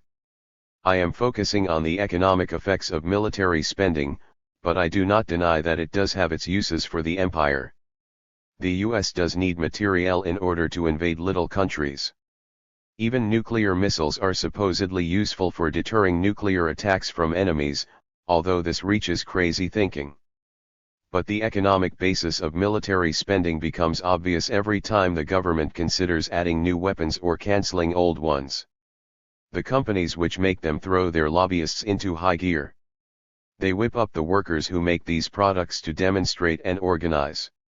The politicians from the areas where they are made demand the construction of this product, just as their capitalist masters tell them to. But armament spending has an inherent weakness.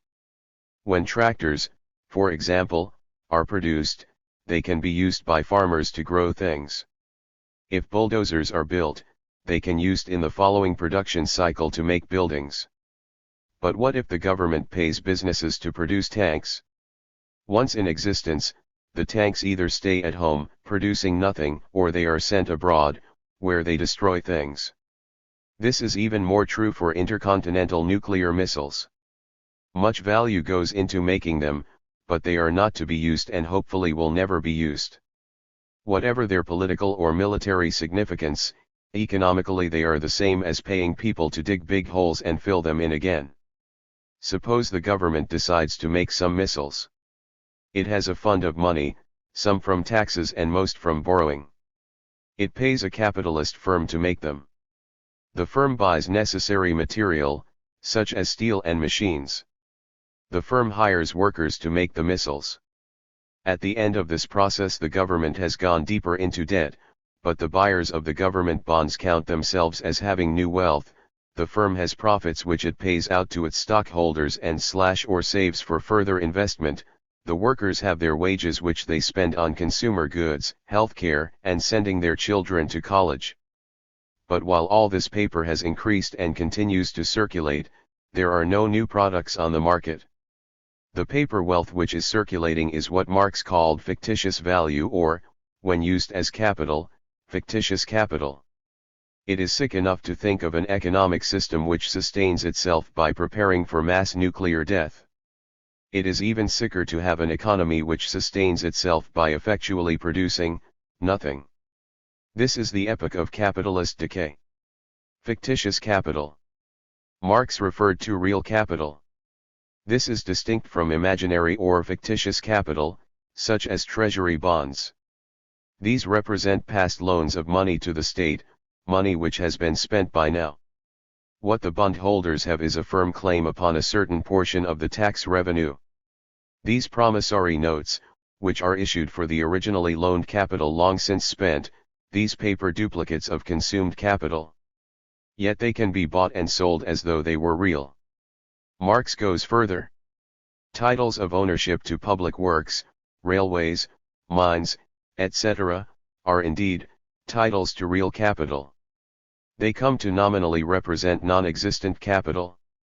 For the real capital exists side by side with them and does not change hands as a result of the transfer of these duplicates from one person to another.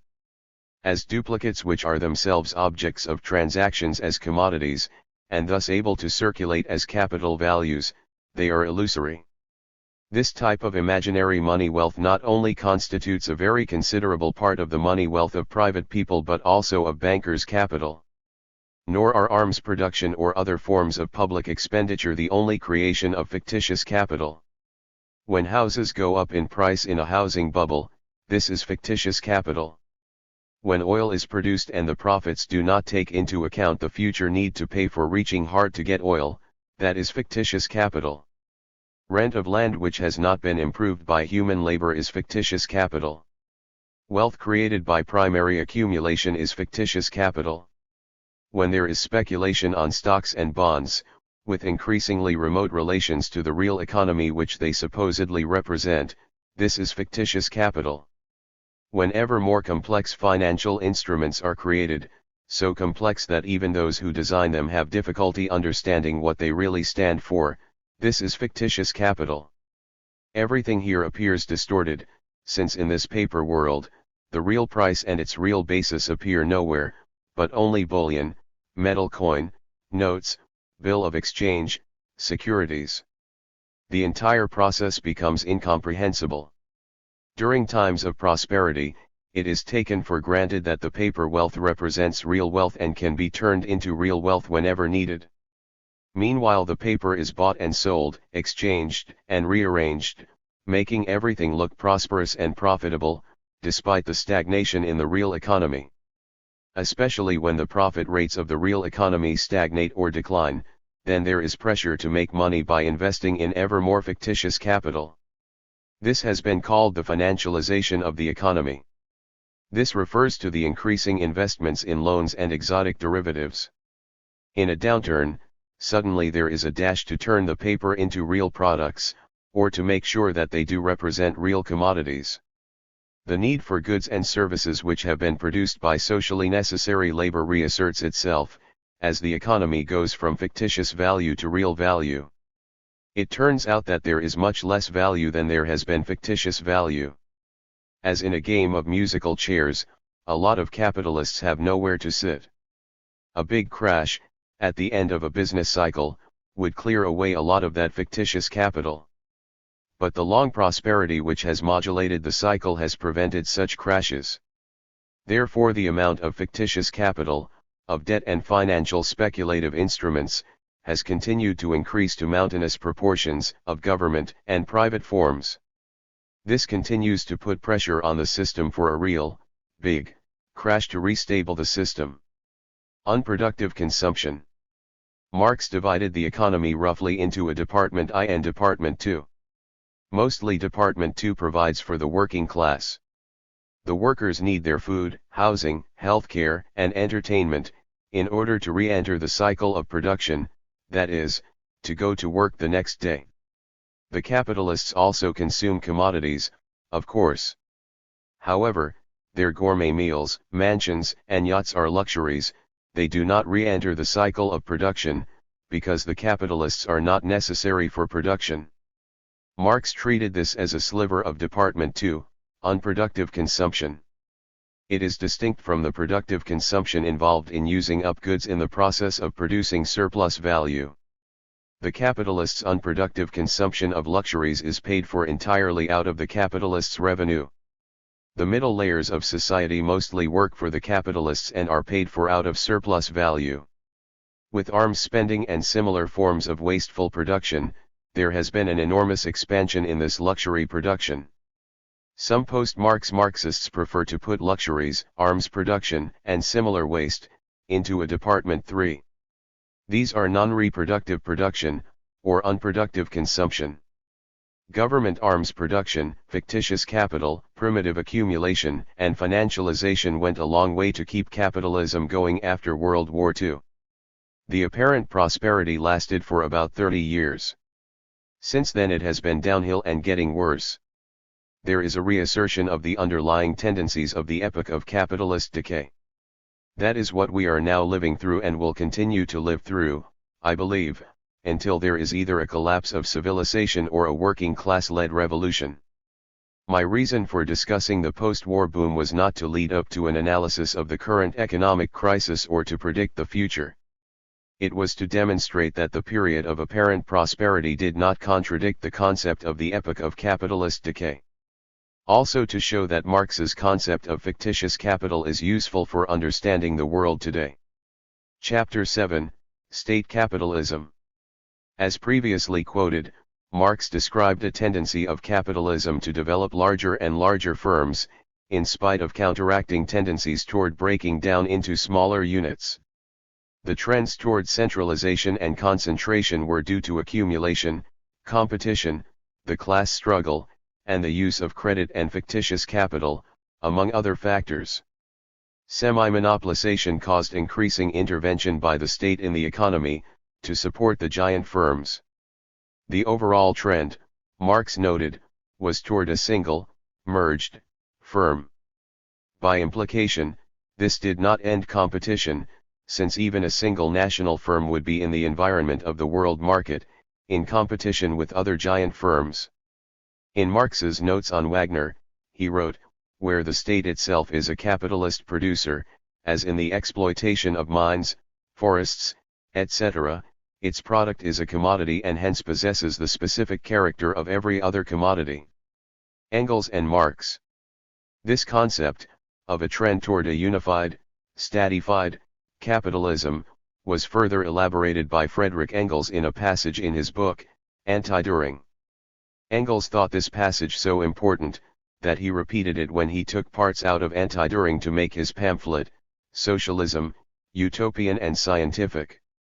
But first, it is useful to say something about Engels' relationship with Marx. There are those, particularly among libertarian Marxists, who criticize Engels as the first of the post-Marx Marxists who led the Marxist movement in the wrong direction. Rather than criticize Marx for things about the historical Marxist movement which they dislike, they blame Engels. They claim to understand Marx better than did his longtime political partner and dearest friend. If true, this should raise questions about Marx. How come he could not explain his ideas even to Engels? Engels, after all, was a very bright person, even if not a towering genius like Marx. In particular, they blame Engels for interpreting Marx's materialist dialectics in a mechanistic and wooden fashion. They reject the idea that dialectics should be applied to nature and physical science at all, rather than only to human society. They especially reject Engels' Anti-Düring. Unfortunately for their opinion, Marx is known to have read over Anti-Düring and discussed all of it with Engels before its publication. Marx contributed a chapter to it, which he would hardly have done if he disagreed with major parts of it. The anti-Engelsian Marxists also blame him for the reformist development of the German Social Democratic Party. By World War I that party supported the imperialist war and the monarchist government which waged it. After the war, it sabotaged the German workers' revolution and directed the German army in its murder of Rosa Luxemburg and Karl Liebknecht, among many others. Was this Engels' fault, to some degree at least? Perhaps, but only if we include that he had been unhappy with the rightward trends in the party for a long time, and said so. But he did not make a fight, hoping that the class struggle would straighten things out. On the other hand, it had been Marx who had advocated the policy of building working-class parties to run in elections, independent of the bourgeois liberal and conservative parties. It had been Marx who had declared that it might be possible for such parties to come to power peacefully through electoral means, at least in Britain or the US. In fact, this was the biggest practical difference between Marx and Bakunin in the First International. Both sides were for forming labor unions, but the Marxists wanted to work for electoral parties and the anarchists were against them, saying they led to corruption of the workers' movement. I do not mean to argue here about dialectical materialism or electoralism. nor do I deny that Engels and Marx were different people with different styles of thinking or writing. But Engels' work was as much a part of the basics of Marxism as was Marx's. They are both responsible for its strengths and its weaknesses. Engels' concept of state capitalism. Engels was impressed by the rise of trusts, by which all the companies in an industry, on a national or international level, agreed to divide up a market and set prices. In fact though, since trusts were based on distinct companies which got stronger or weaker over time, they tended to eventually break up. They did not have the staying power of today's multinational corporations. The official representative of capitalist society, the state, will ultimately have to undertake the direction of production.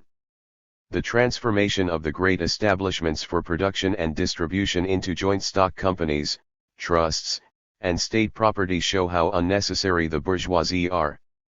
All the social functions of the capitalist are now performed by salaried employees. The capitalist has no further social function than that of pocketing dividends, tearing off coupons, and gambling on the stock exchange. But the transformation, either into joint stock companies and trusts, or into state ownership, does not do away with the capitalistic nature of the productive forces. The modern state, no matter what its form, is essentially a capitalist machine, the state of the capitalists, the ideal personification of the total national capital. The more it proceeds to the taking over of the productive forces, the more does it actually become the national capitalist, the more citizens does it exploit. The workers remain wage workers, proletarians. The capitalist relation is not done away with. It is rather brought to a head. But brought to a head, it topples over. Engels was saying that the culmination of corporations, trusts, and monopolies, is state capitalism. He did not say whether he expected this to happen or was just describing a tendency. As he described state capitalism, the economy is managed by salaried employees, bureaucrats, officials, managers, etc. They are the state and as such the personification of capital. That is, they would exploit the workers in a capitalist fashion.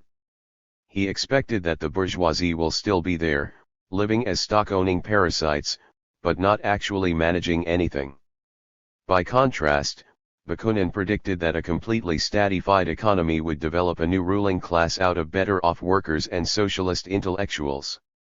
In Marx and Engels' writings on the Asiatic mode of production and other aspects of pre-capitalist society, they had discussed earlier societies where the means of production, especially land, had been owned by the state, and had been collectively ruled by bureaucratic classes.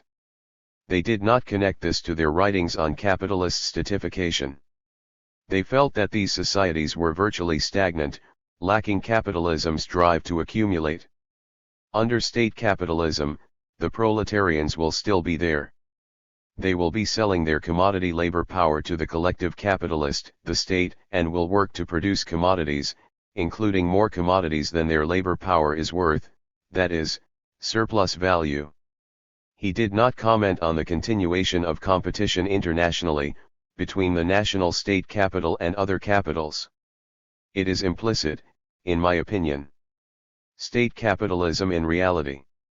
The trend toward integration of the state and the capitalist economy has long been observable. Capitalist governments have owned railroads and other productive enterprises, even automobile factories or coal mines. Even now, when the right-wing anti-Keynesians have won hegemony over economic discourse, statism has not really ended. Despite all the talk about the free market and liberty, the rightists have not called for diminution of the big state subsidy of arms production. Meanwhile, they are champions of increased police and military power for the state. But complete statification did not come through the merger of traditional capitalist monopolies. It came through the Marxist-Leninist-led revolutions in Russia, China, Cuba, and other countries, and the expansion of the Soviet Union's military power into Eastern Europe. In these countries weak bourgeoisies were overthrown, but the working class was also too weak to take power. As a result, the systems which developed differed from Engels' model of state capitalism in certain ways.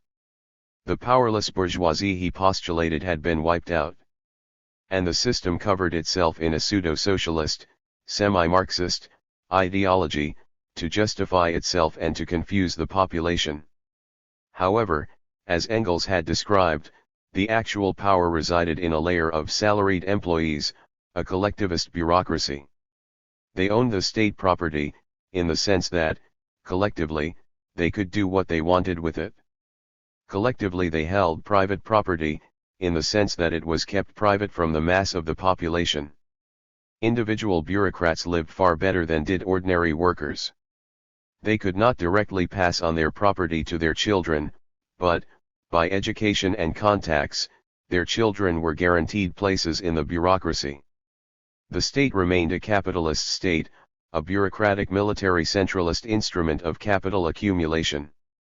There is no such thing as a classless state, neutral as to its nature, but only depending on who controls it. The workers remained proletarians, selling their commodity labor power, producing surplus value, producing commodities and buying commodities on the consumer market. Not only was these countries' total state capital in competition on the world market, but it was internally divided into competing entities and commodity marketplaces. As mentioned, the workers sold their labor power for money on a labor market. They bought consumer commodities on a market, as did the capitalist bureaucrats. Farmers worked at collective farms which sold goods on the markets. Plus they had small private plots which also sold food in markets. The large enterprises also sold means of production to each other, therefore means of production were also commodities. And the whole thing was held together by gray and black markets, deal-making and trading. There was an official economic plan, but it was never fulfilled, not once. The economies of the Soviet Union and Maoist China were highly distorted and deformed forms of capitalism. The laws of capitalism operated in an indirect and mediated way. But a distorted market is still a market and a distorted capitalism is still capitalism. This was a capitalist economy, it might be most appropriate to describe it as a statified capitalism. Engels did not expect such a society to last long. Brought to a head, it topples over. Marx had emphasized how capitals which were over-centralist for their level of technical productivity would fly apart, dissolving into smaller units, as a result of internal competitive pressures. Engels emphasized, rather, political effects. Writing about the monopolistic power of the trusts, he wrote, "The exploitation is so palpable that it must break down. No nation will put up with production conducted by trusts, with so barefaced an exploitation of the community by a small band of dividend mongers." In the Soviet Union, this effect was countered for a time by the absence of a traditional, propertied, bourgeoisie and by a quasi-Marxist, pseudo-socialist, ideology. People did not see through this at first. For whichever reason, Marx and Engels saw state capitalism as ultimately fragile. It is unable to solve the basic problems of capitalism, including its tendencies towards stagnation, increasing conflict between the capitalists and the proletarians, and an explosive, crisis-ridden, economy. In fact, the statified and collectivist form of capitalism in the Soviet Union and China did break down. Given the weaknesses of the world working classes at the time, unfortunately it returned to traditional capitalism.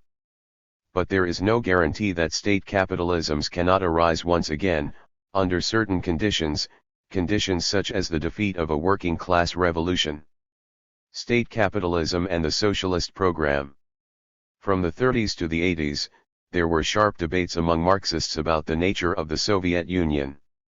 I find it astonishing how few sought to compare it to Engels' model of state capitalism. Many theorists insisted that the theory of state capitalism contradicted Marxism, in spite of Marx and Engels' clear statements. The condition which Marx and Engels saw as the culmination of capitalist decay, a great many Marxists see as the basic model of socialism. For Engels, nationalization of all industry by a capitalist state was not socialism but what we today would call state capitalism.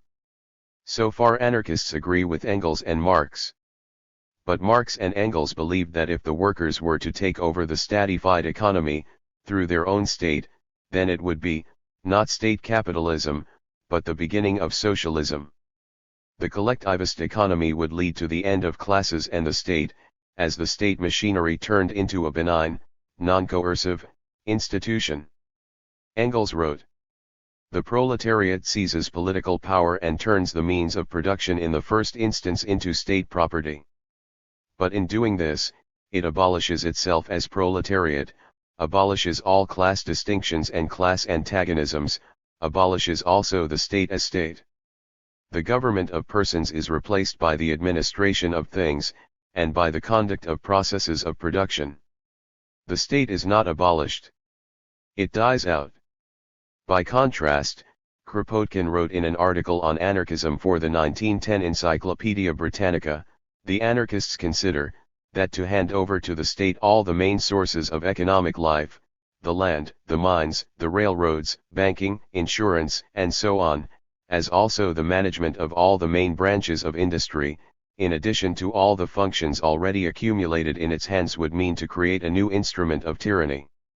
State capitalism would only increase the powers of bureaucracy and capitalism. Whether this involved a bourgeois state or a so-called workers' state would not make a difference. With the benefit of over a century of hindsight, we may judge who was right." Chapter 8, Socialism or Barbarism. How would a proletarian revolution occur in Marx's view? According to the general law of capitalist accumulation, there will be increasing economic polarization. At the top, a smaller and more concentrated layer of very rich people will be served by salaried employees. There will be fewer but larger semi-monopolies, increasingly integrated with the banks, with speculators, and with the state. At the other economic pole are the workers.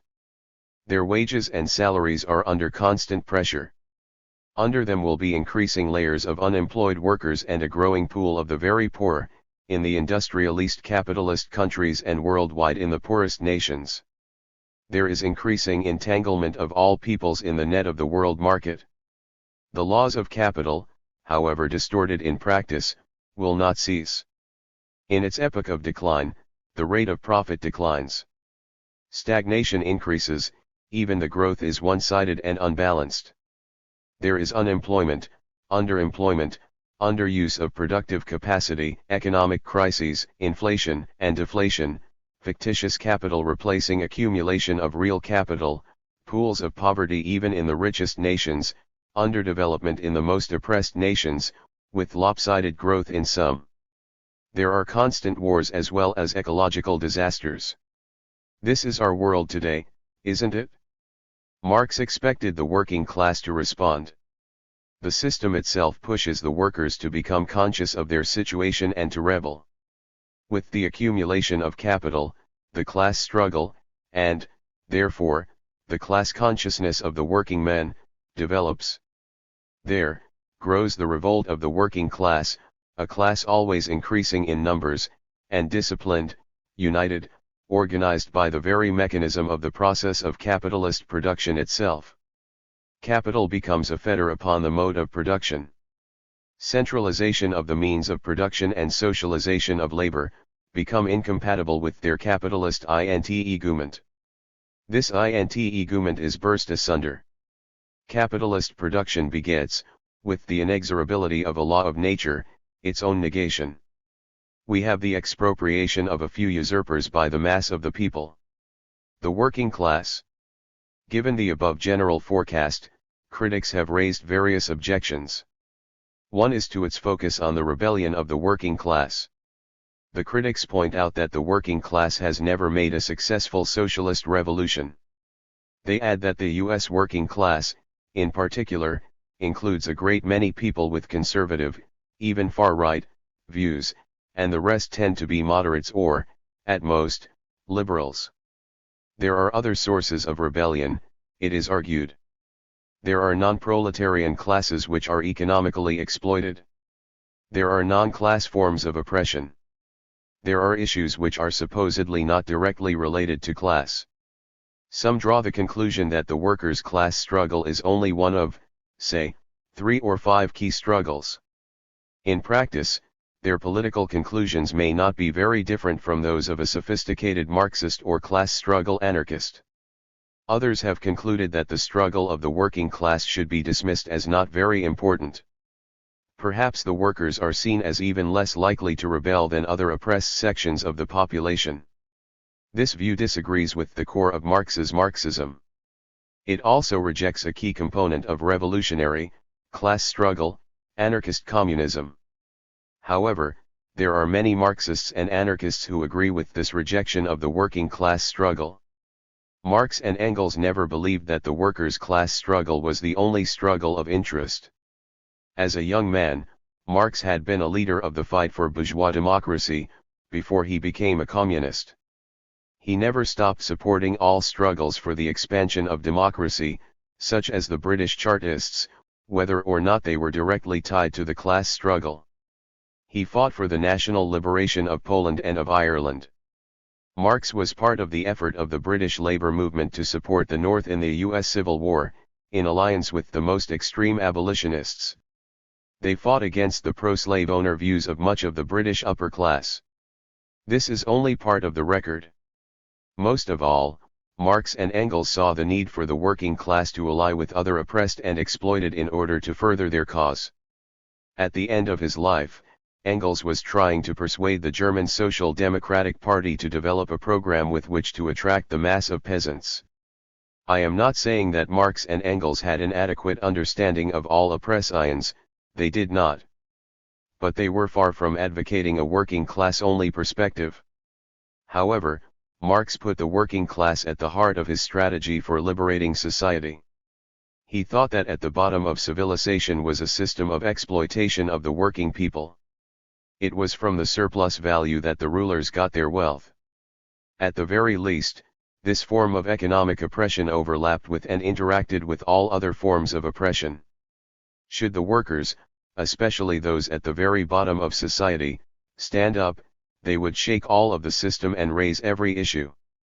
All previous movements were movements of minorities in the interest of minorities. The proletarian movement is the independent movement of the immense majority in the interest of the immense majority. The proletariat, the lowest stratum of present-day society, cannot raise itself up, cannot stand erect, without bursting asunder the whole superstructure of strata that make up official society. The communist revolution is the most radical break with the traditional property relations. No wonder that in the course of its development there is the most radical break with traditional ideas. It was not that the workers were morally more oppressed than anyone else. But strategically, because they produce the wealth of society, they have their hands on the means of production and distribution. They have the potential power to stop all society in its tracks and even to start it up in a different way. And it is in their direct self-interest to do so.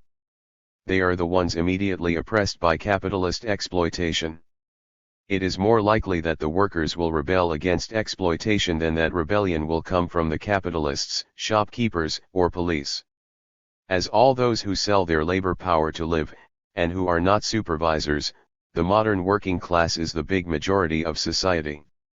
They include most of every other section of society which are oppressed in every other way. Their interests are not opposed to the rest of the oppressed. Repeatedly, proletarians have formed organizations which fight for a better world for themselves and for others. This includes large union federations as well as socialist or communist parties or anarchist federations. Repeatedly they have rebelled, with everything from massive strikes to near revolutions to actual revolutions. In over a century and a half, the modern working class has rebelled more often and more thoroughly than any other oppressed class in thousands of years. It is true that most U.S. working class members are pro-capitalist, as are many workers in other countries. But this just means that most of the population is pro-capitalist. We are not about to have a revolution. If the working class majority is not ready for a socialist revolution, then there will not be a socialist revolution. And when they are ready, is socialism inevitable? This brings up another problem in Marx's revolutionary perspective. Was he saying that the proletarian revolution must happen or only that it could happen? What did he mean by the sentence quoted above, capitalist production begets, with the inexorability of a law of nature, its own negation. This inexorability seems to present the revolutionary process as an automatic process, like a chemical or biological law of nature. And it refers to the concept of negation from Hegelian dialectics. Hegel presented history moving automatically through the zigzags of the dialectic to its final but preset goal. This is called teleology. For Hegel, the end goal of history was his philosophical system, and, more concretely, the bureaucratic Prussian monarchy. Either through science or dialectics, human consciousness and choice do not seem to have much to do with change. In the Communist Manifesto, Marx expressed the same thought: what the bourgeoisie therefore produces, above all, are its own gravediggers. Its fall and the victory of the proletariat are equally inevitable. This implies that history is an automatic mechanism, something which happens to people rather than something which people do. The most the working class can do is to speed up the inevitable processes, but not to make them occur in the first place. This was the main interpretation of Marxism among the social democratic parties and among Marxist-Leninists. This inevitabilism combines with Marx's non-moral approach. Nowhere in all his work did he write that people should be for socialism, that it was morally right to fight for socialism, or that ethics were central to a vision of a good society. Supposedly socialism will be a product of natural processes. In fact, his writings, like his life, are filled with a moral passion, but it is not an acknowledged part of his theory. The Italian anarchist Enrico Malatesta complained that his teacher Peter Kropotkin had a somewhat similar orientation, unrealistically optimistic, mechanistic, and fatalist, not unlike the Marxists. Since, according to his philosophy, that which occurs, must necessarily occur, so also the communist anarchism he desired must inevitably triumph as if by a law of nature. The bourgeois world was destined to crumble, it was already breaking up, and revolutionary action only served to hasten the process. Except that Kropotkin, unlike Marx, also believed in revolution as a moral cause, and sought to develop a naturalistic ethics. The inevitabilist interpretation can have unfortunate political consequences.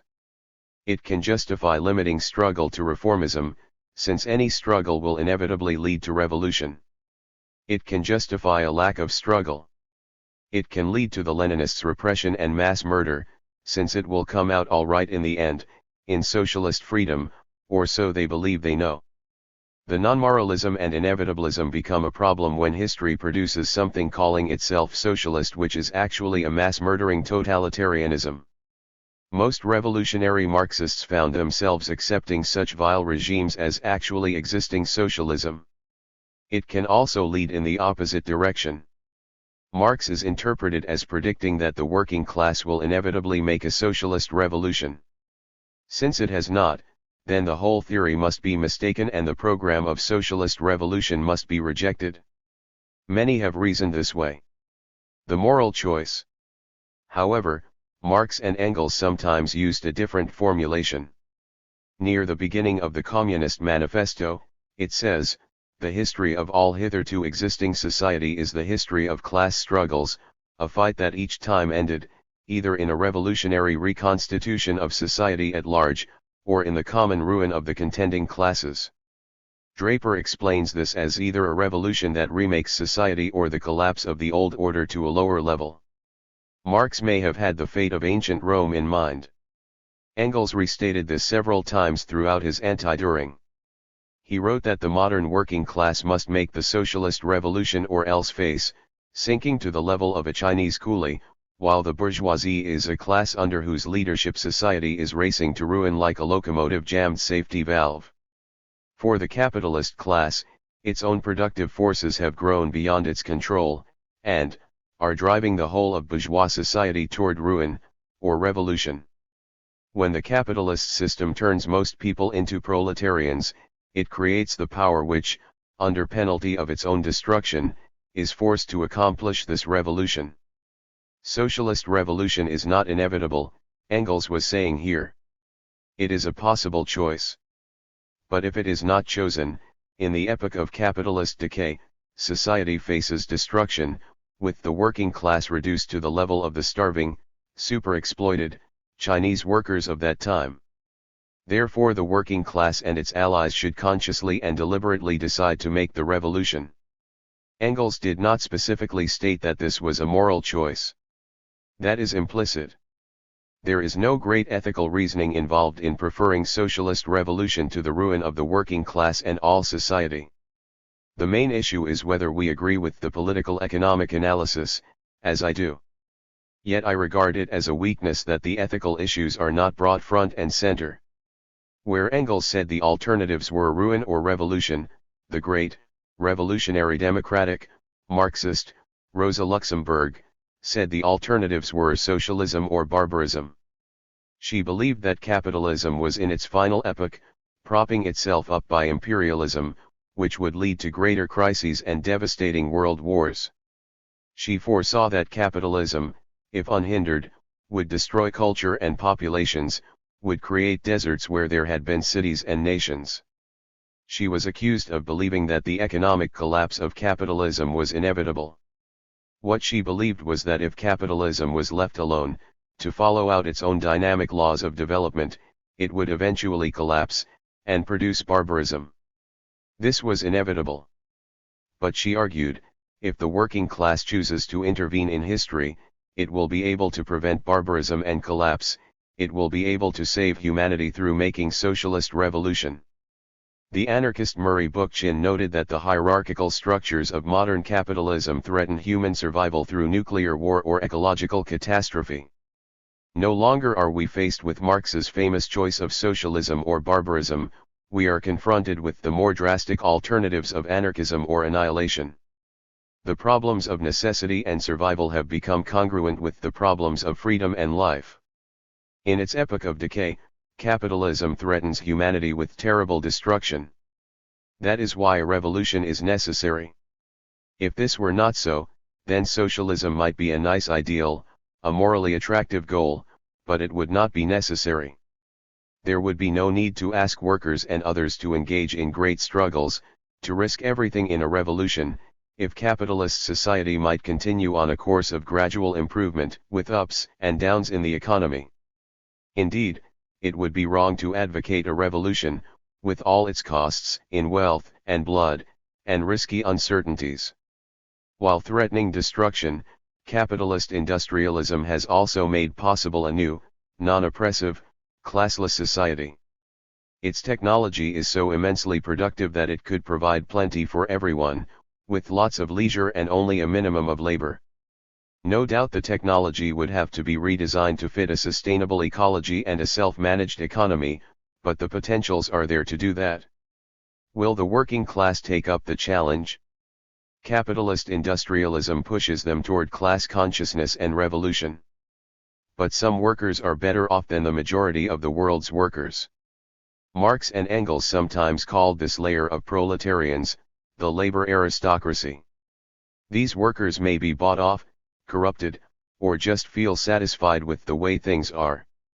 At the opposite pole, there is a mass of very poor workers, including the super-exploited and the unemployed.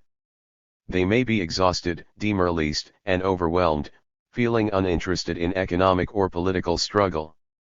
There can be no guarantee that either layer of the working class, or any other, will engage in struggle at any particular time and place. Marx believed that socialism was only possible when technology had become potentially productive enough. Only this made it possible to return to the equality and freedom of early human hunter-gatherer societies, but with a much higher standard of living. In the past, socialism was simply not possible. There was not enough to go around. After previous revolutions, most people had to go back to the daily grind in order to keep everyone fed, while a few were able to spend full time being rulers, as well as artists or scientists. Various mass struggles could produce more freedom if they won, but they could not jump from a low level of productivity to socialist liberation. But productivity has greatly expanded. For example, up until quite recently, as history goes, 95% of the population was committed to raising food, so that 5% or less could live in cities and have an urban culture. Today, in the industrialist nations, the proportions are reversed. Less than 5% of the population produces more than enough food to feed the rest of the nation. Even if we turn to fully organic methods of farming, the proportion of those who have to do farm work will be much smaller than they have been for most of history. It has finally become possible to have a society which satisfies the needs and wants of all its members, under socialism. Production by freely associated men, wrote Marx, demands for society a certain material groundwork or set of conditions for existence which in their turn are the spontaneous product of a long and painful process of development. Similarly, Kropotkin wrote that in the past, the power of production of foodstuffs and of all industrial commodities had not yet reached the perfection they have attained now. Communism was truly considered as equivalent to general poverty and misery, and well-being was accessible to a very small number only. But this quite real and extremely important obstacle to communism exists no more. Owing to the immense productivity of human labor, a very high degree of well-being can easily be obtained in a few years by communist work. This concept of Marx's and Kropotkin's cannot be proven or disproven. I hope it is true. If it is not true, if it was possible to achieve socialism any time since people began agriculture 10,000 years ago, then humans have been failing to create socialism for 10,000 years.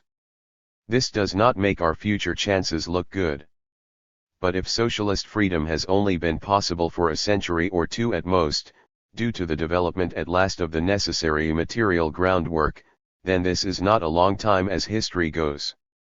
It suggests that we still have a chance to create a free and cooperative society, before catastrophe overtakes us. According to the philosopher Martin Buber, Marx wrote to Engels, in 1865, "The difficult question for us is this. On the continent, the revolution is imminent and will immediately assume a socialist form. But will it not necessarily be crushed in this small corner of the earth, seeing that over a far greater area the movement of bourgeois society is still in the ascendant?" Next to the words, "this small corner of the earth," Buber puts in parentheses, "but then Buber was a Zionist and Marx was an internationalist." Marx was expressing a realistic fear that the European socialist revolution would be held back by the lack of economic development on a world scale. And so it was. Marx did not realize that capitalism was not yet in its final epoch but only reaching the height of its development. Today industrial capitalism has entered its epoch of decline. Humanity has reached and passed the point where it is capable of industrializing the whole world. The alternatives, then, are a revolutionary reconstitution of society at large or the common ruin of the contending classes, ruin or revolution, socialism or barbarism, anarchism or annihilation. With this interpretation, what Marx and others were saying was that what capitalism produces with the inexorability of a law of nature is the end of capitalist prosperity and stability, one way or another. The good times, such as they were, do not last. It may seem to still be deterministic and teleological to say that, not that only one, but one out of two possibilities is likely to happen. However, both a revolutionary reconstitution of society and common ruin could take many possible forms. The reconstitution could involve any of various methods of revolution and any of various forms of socialism. Common ruin might include any of various forms of destruction, including wars, economic degradation, and/or a range of ecological disasters. As best as we can predict, capitalism inevitably creates the possibility of an alternate society, built by the collective working class and its socialized labor. Its situation in life pushes the working class to struggle against its oppression. This tends to create a consciousness of exploitation and a desire for a new society. The beautiful vision of socialism, the culmination of the moral values of humanity down through the ages, has become a real possibility and even a necessity. But it is a choice. It is not inevitable at all, that the workers or anyone else will choose revolution before we face economic collapse, nuclear war, or environmental cataclysm. It is possible, not inevitable. The issue is not prediction but commitment. Whatever is the correct interpretation of Marx on the question of inevitability, the issue will be decided in struggle. Chapter 9, What Marx Meant by Socialism/Communism. The earlier, utopian, socialists, such as Charles Fourier, Robert Owen, and Etienne Cabet, created very detailed instructions on how a new society should be organized. Marx deliberately rejected that approach. His descriptions of how a socialist economy would work are few and far between. It has been said that he was an economist of capitalism, but not an economist of socialism. Even what he did write on the subject tended to be limited. In Capital, Volume I, he refers to a community of free individuals, carrying on their work with the means of production in common, in which the labor power of the different individuals is consciously applied as the combined labor power of the community. Production by freely associated men, is consciously regulated by them in accordance with a settled plan. Rather than presenting a new social system, Marx focused on the need for the working class to collectively take power, to replace the bourgeoisie as the new ruling class. The workers and their allies would get rid of the existing state and replace it with a radically democratic state, similar to the Paris Commune. It should essentially be the self-organized working class. This new state would expropriate the capitalist class. The workers would build a new economy based on the centralization, collectivization, and socialization of labor of the existing monopolist and statified capitalist economy. The means of production would be held in common. A common economic plan would be created. There would be no more law of value, because goods would not be bought and sold on the market. There will be no commodities. Human labor would be distributed among the various industries according to need, as determined by the plan. Established through revolution, the workers' state, as a coercive social machine, would wither away or die out. It would evolve into a nonviolent public institution which coordinates the economy. Classes as distinct layers of society, specialized to either be workers or bosses, would also dissolve into a classless society. Alienation and fetishism would die out. Labor would be unalienated because it would not be done for someone else. It would be done for the community of which each person was a free member. The social nature of all interactions would be transparent rather than fetishized, open to all to perceive. The very nature of work would change, ending the class-determined divisions of labor, as would the relations between town and countryside. Program of the Communist Manifesto. Section 2 of the 1848 Communist Manifesto is titled, Proletarians and Communists. At its end, Marx lays out a brief program. It is not a description of full communism, but a series of steps toward communism, a transitional program. First, he writes, the working class must take power. Then, the proletariat will use its political supremacy to wrest, by degrees, all capital from the bourgeoisie, to centralize all instruments of production in the hands of the state, i.e., of the proletariat organized as the ruling class, by means of despotic inroads on the rights of property. A 10-point program follows, including 5. Centralization of credit in the hands of the state. 6. Centralization of the means of communication and transport in the hands of the state. 7. Extension of factories and instruments of production owned by the state. 8. Equal liability of all to labor. Establishment of industrial armies, especially for agriculture. This leads to the end of distinct, specialized, classes, Marx claimed. It leads to the end of the state, that is, the end of a coercive instrument of one class over other classes. When, in the course of development, all production has been concentrated in the hands of associated individuals, the public power loses its political character. In place of the old bourgeois society with its classes and class antagonisms, there comes an association in which the free development of each is the precondition for the free development of all. Anarchists would distrust the chances of such free individual development, if the public power has all industry and agriculture centralized into its control and everyone is forced to work in industrial armies. In any case, by 1872 Engels himself felt that this program has in some details become antiquated. He did not discuss specific points but instead wrote, "One thing especially was proved by the Commune, viz., that the working class cannot simply lay hold of the ready-made state machinery and wield it for its own purposes." Engels' point was that it was not enough to radically democratize the bourgeois state. Instead, it was necessary to completely get rid of the capitalist state and replace it with an institution like the Paris Commune, the proletariat organized as the ruling class. Then it would be this workers' state which would evolve out of its political character. Engels was quoting from Marx's writing on the Paris Commune.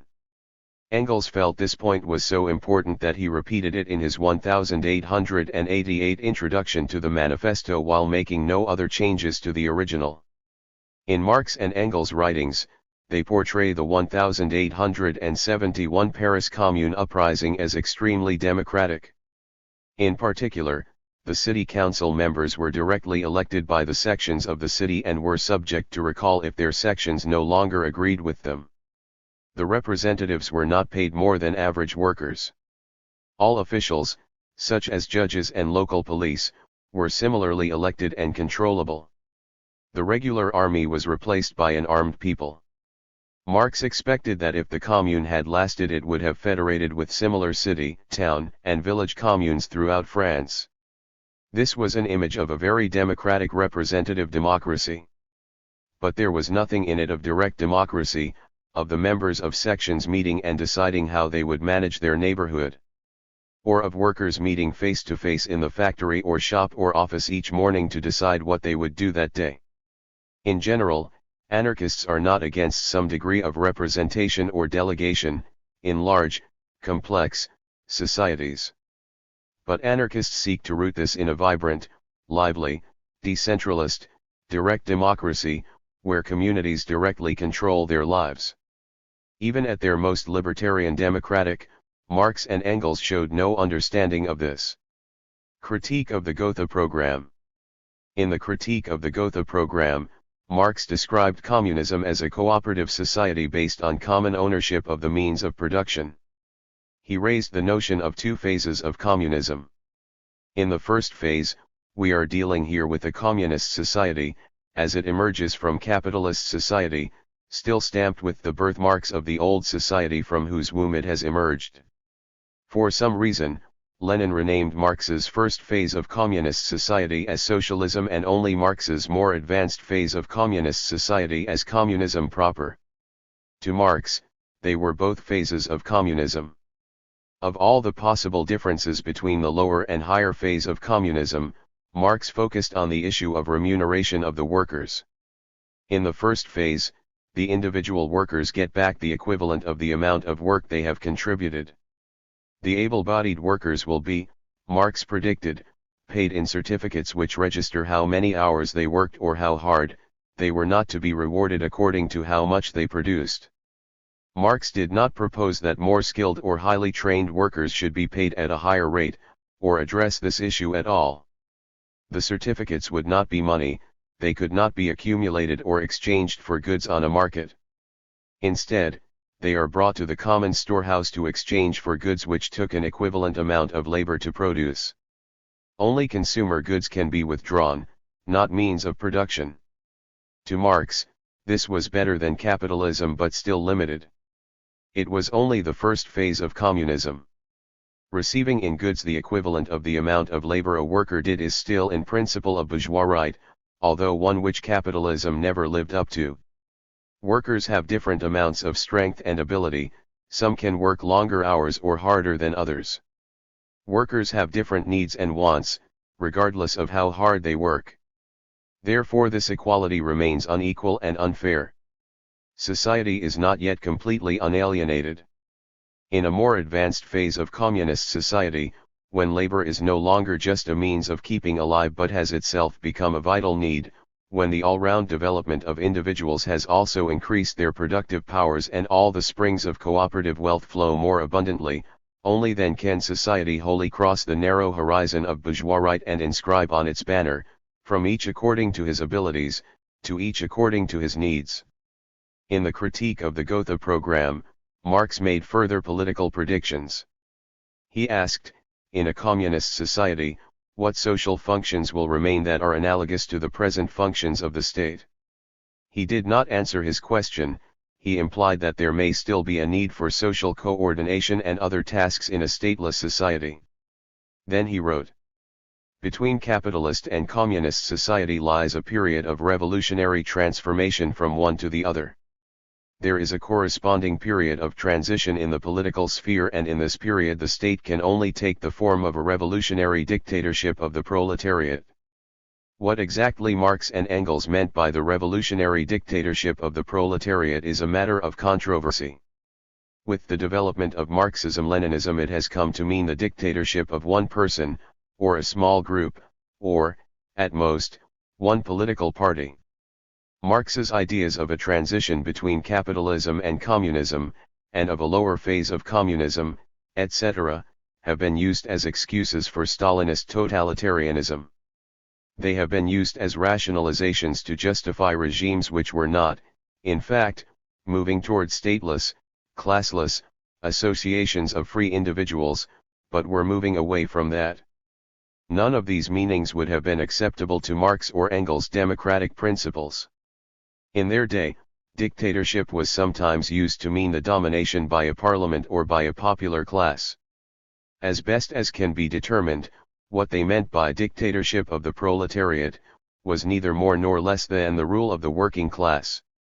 They pointed to the ultra-democratic Paris Commune as an example of the dictatorship of the proletariat. Some libertarian Marxists have used it to mean the stateless rule of the self-organized working class.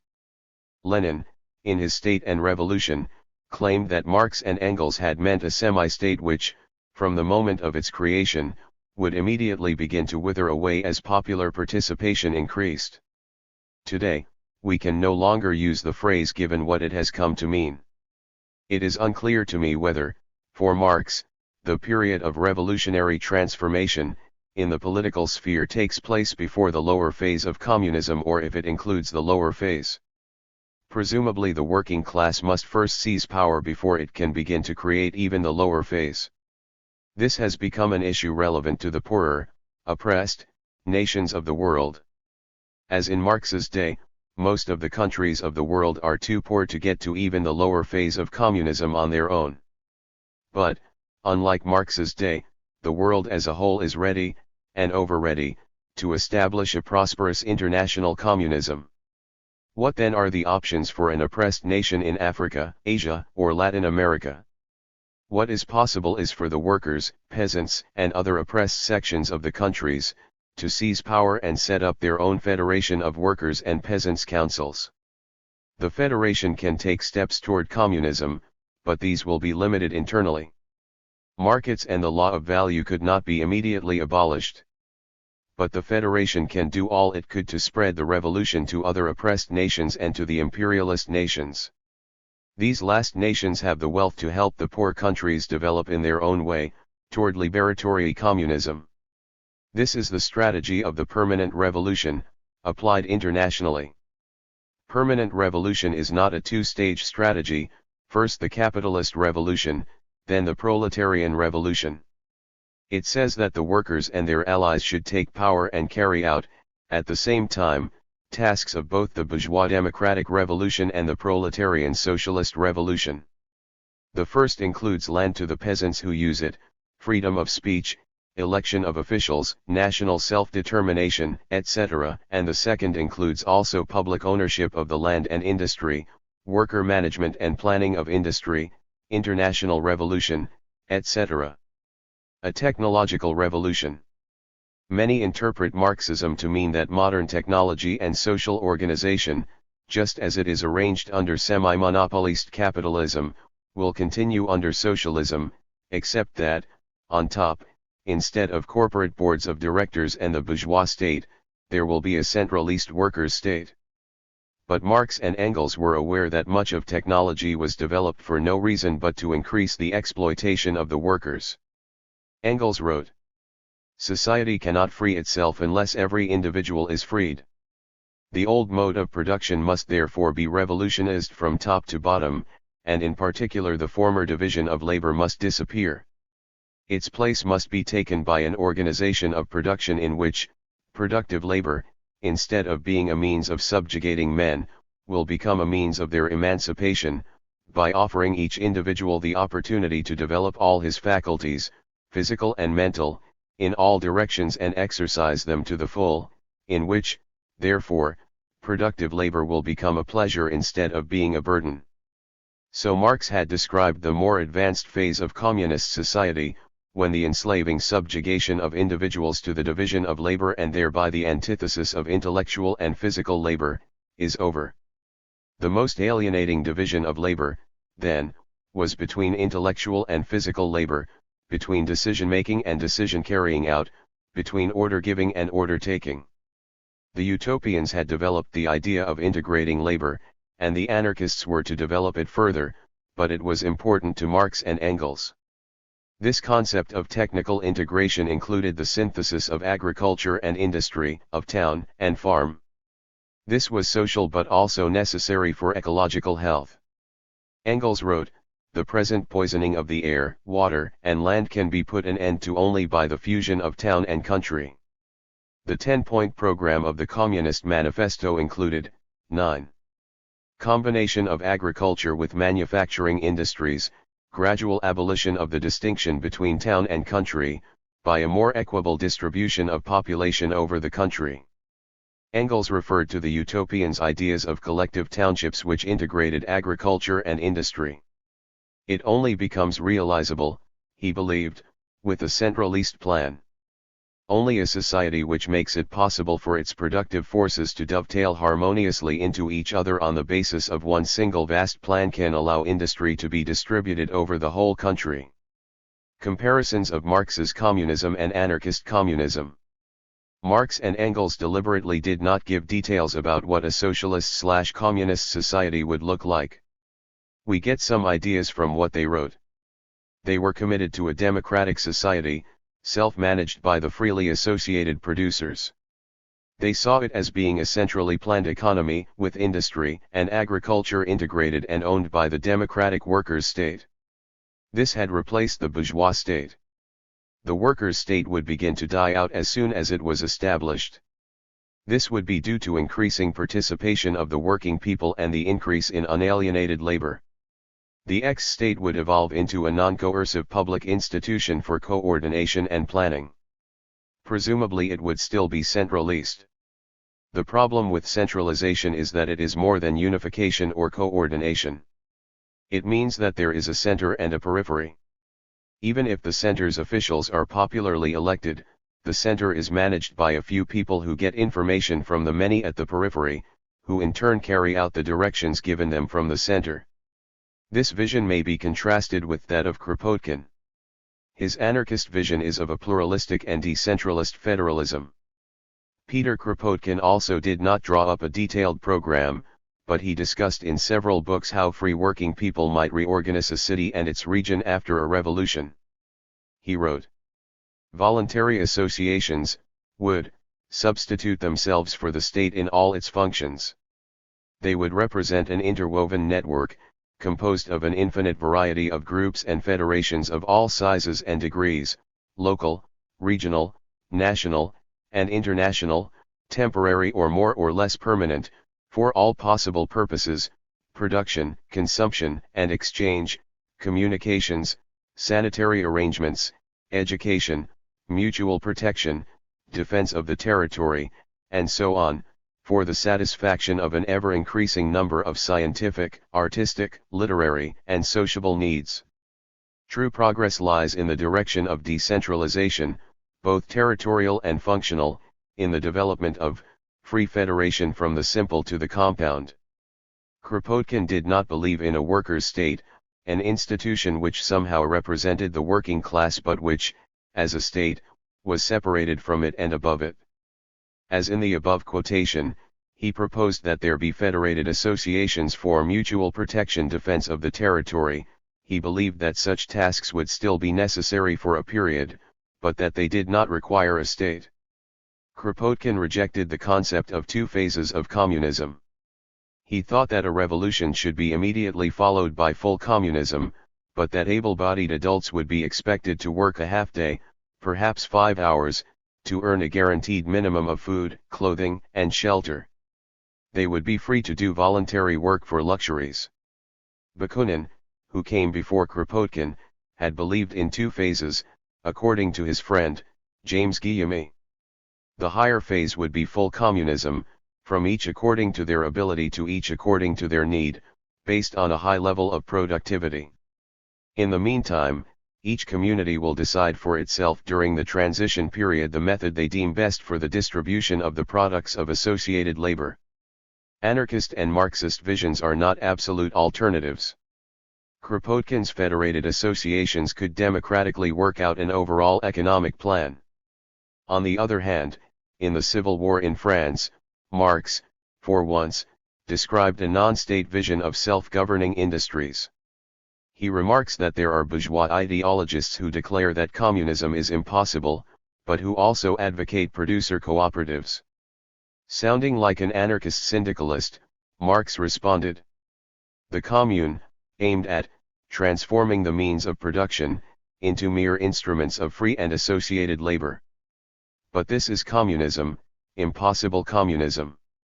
If cooperative production is to supersede the capitalist system, if united cooperative societies are to regulate national production upon a common plan, thus taking it under their own control, what else, gentlemen, would it be but communism, possible communism? What else indeed?" Chapter 10, An Anarchist Critique of Marx's Political Economy. Marx's economic theory is distinctive in several ways. He started from the issue of how labor is used and organized to produce and distribute goods and services. In order to consume things, people have to work to produce and distribute them, and organize their labor to do so. This focus on labor makes it possible to see how modern workers are exploited, even as were the serfs and slaves of old.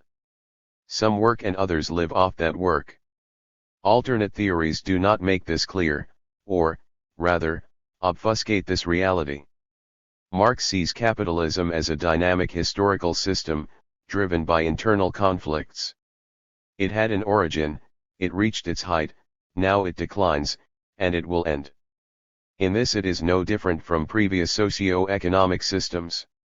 Bourgeois economists write as if the categories of capitalism have applied for all time, or at least as if they expect the free market to go on forever, the perfect economic system, the end of history. Broadly speaking, Marx's analysis has held up well. Unlike the classical political economists, he predicted the continuation of the business cycle, with its conclusions in crises. Similarly, he predicted the growth of ever larger capitalist enterprises, into semi-monopolies. He expected capitalism to have class conflicts, wars, ecological decay, and an ever-expanding world market. Marx's critique of political economy is a set of useful theoretical tools for understanding the present conditions of the capitalist economy and its likely future developments. But the tools are no better than their user. It has been said that Marxist economists have predicted 20 of the last 5 recessions. More to the point, few Marxists predicted that World War II would be followed by an extended period of prosperity. Neither did many liberal or conservative economists, but Marxism was supposed to be superior. Once the post-war prosperity had settled in, most Marxist theorists of note declared that the epoch of capitalist decay was no longer in effect. They said that the prosperity would last indefinitely. Most Marxist economists did not apply Marx and Engels' concept of state capitalism to the Soviet Union or Maoist China. Most were political supporters of these regimes.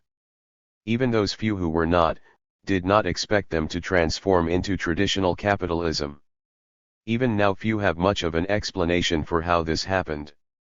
To be fair, understanding social structures is difficult. Marx was trying to be as scientific as the hard, natural sciences, but this is probably impossible. For over 30 years a few of us have been predicting the final collapse of the post-war prosperity, based on our understanding of Marxist political economy. Instead, the world economy has continued to gradually slide downhill, with ups and downs. I believe, with others, that 2008 was the beginning of a new period of crisis-ridden decline.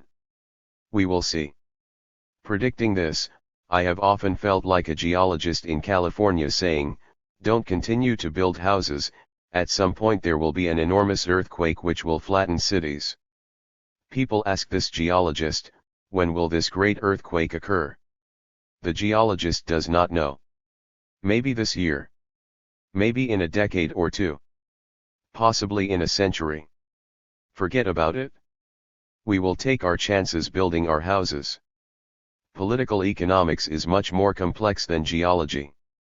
Unlike geological strata, classes and social groups have consciousness and make choices. So it is hard to make predictions and harder to persuade people when we do. Kropotkin's criticisms.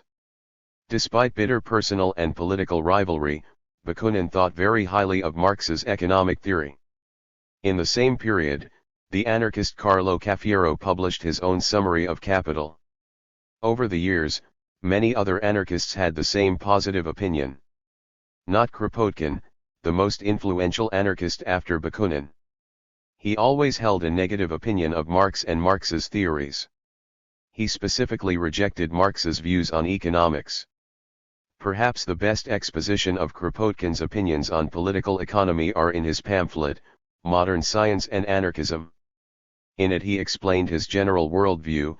Anarchism is a world concept based upon a mechanical explanation of all phenomena, embracing the whole of nature, that is, including economic, political, and moral problems.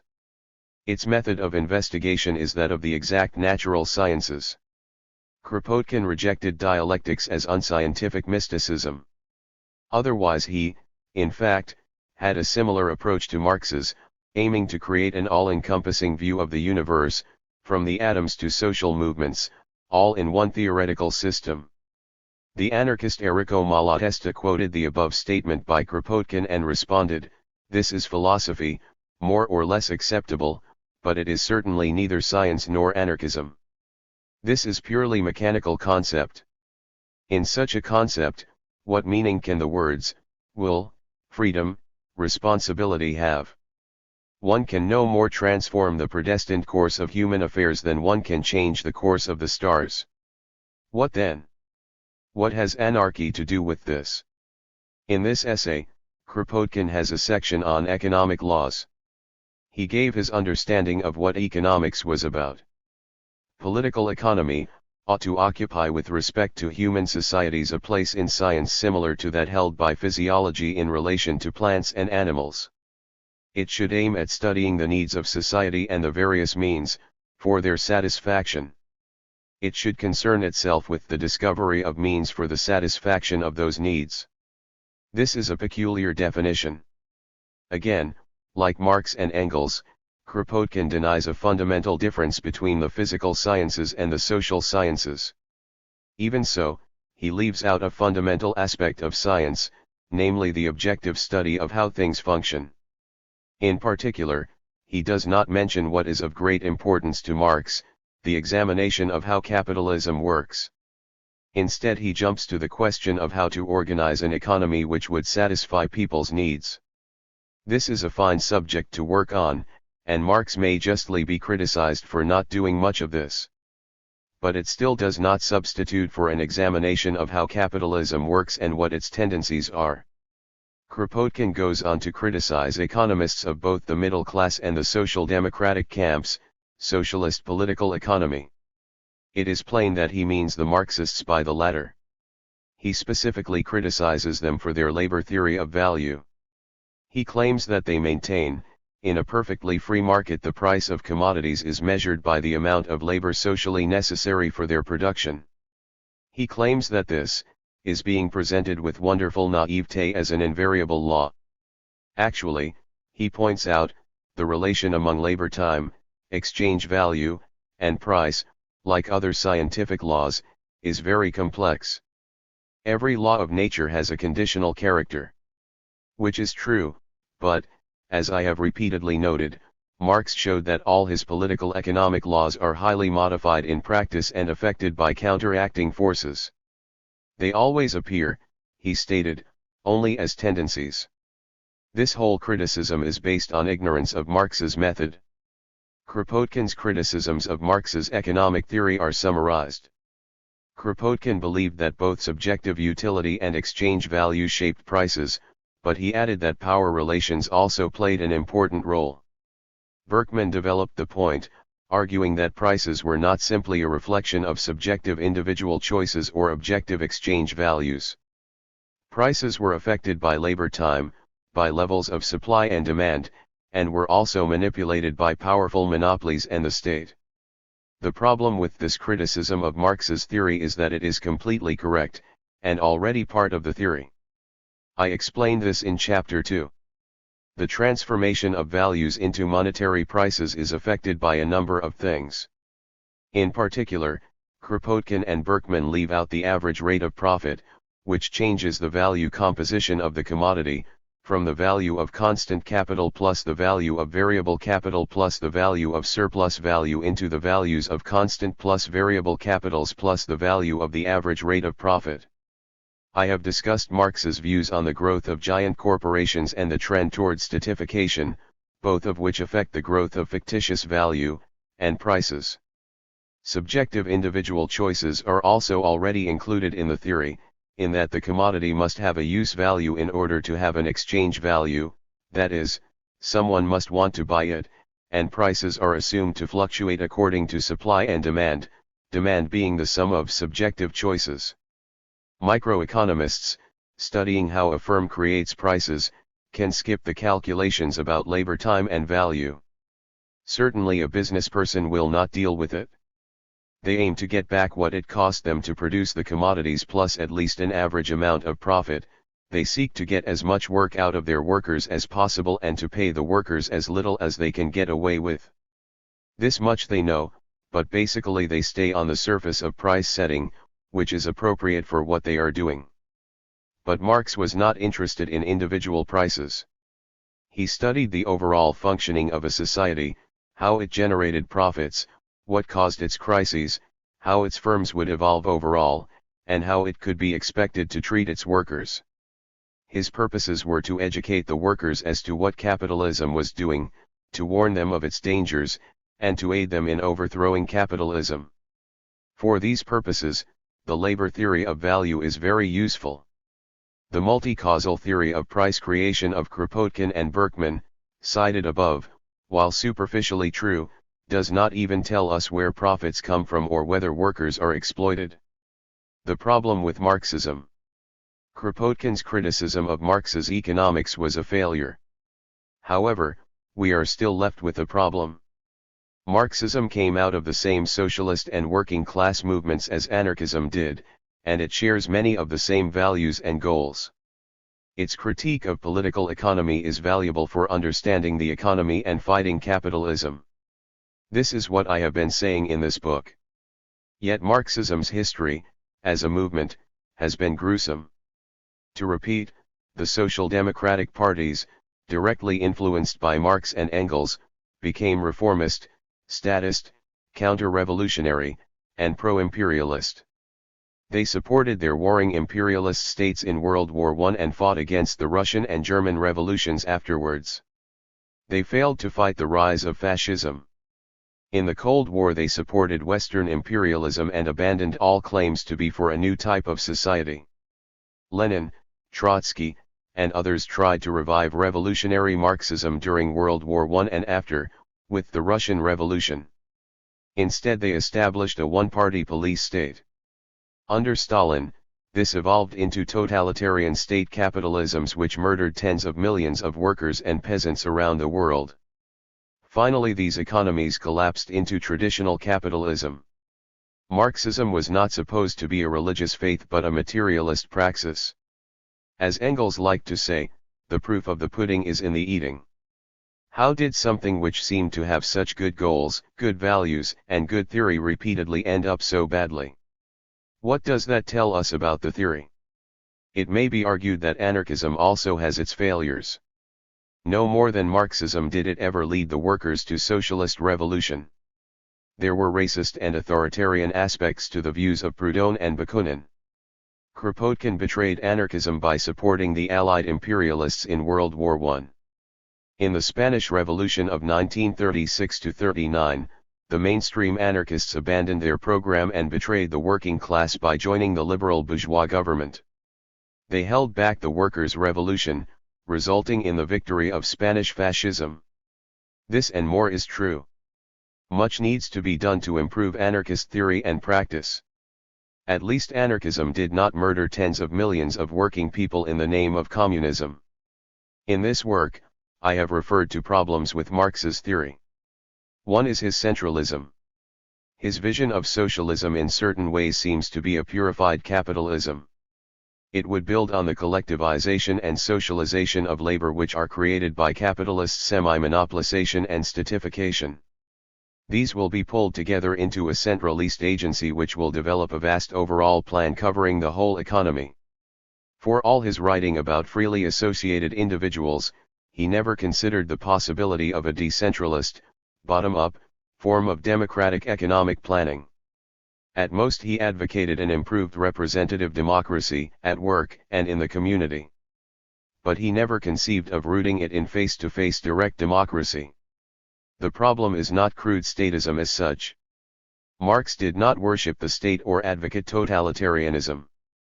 But he was influenced by the Jacobin tradition in European leftism. The state seemed to him to be the natural institution to integrate the whole economy, as it tended to do even under capitalism.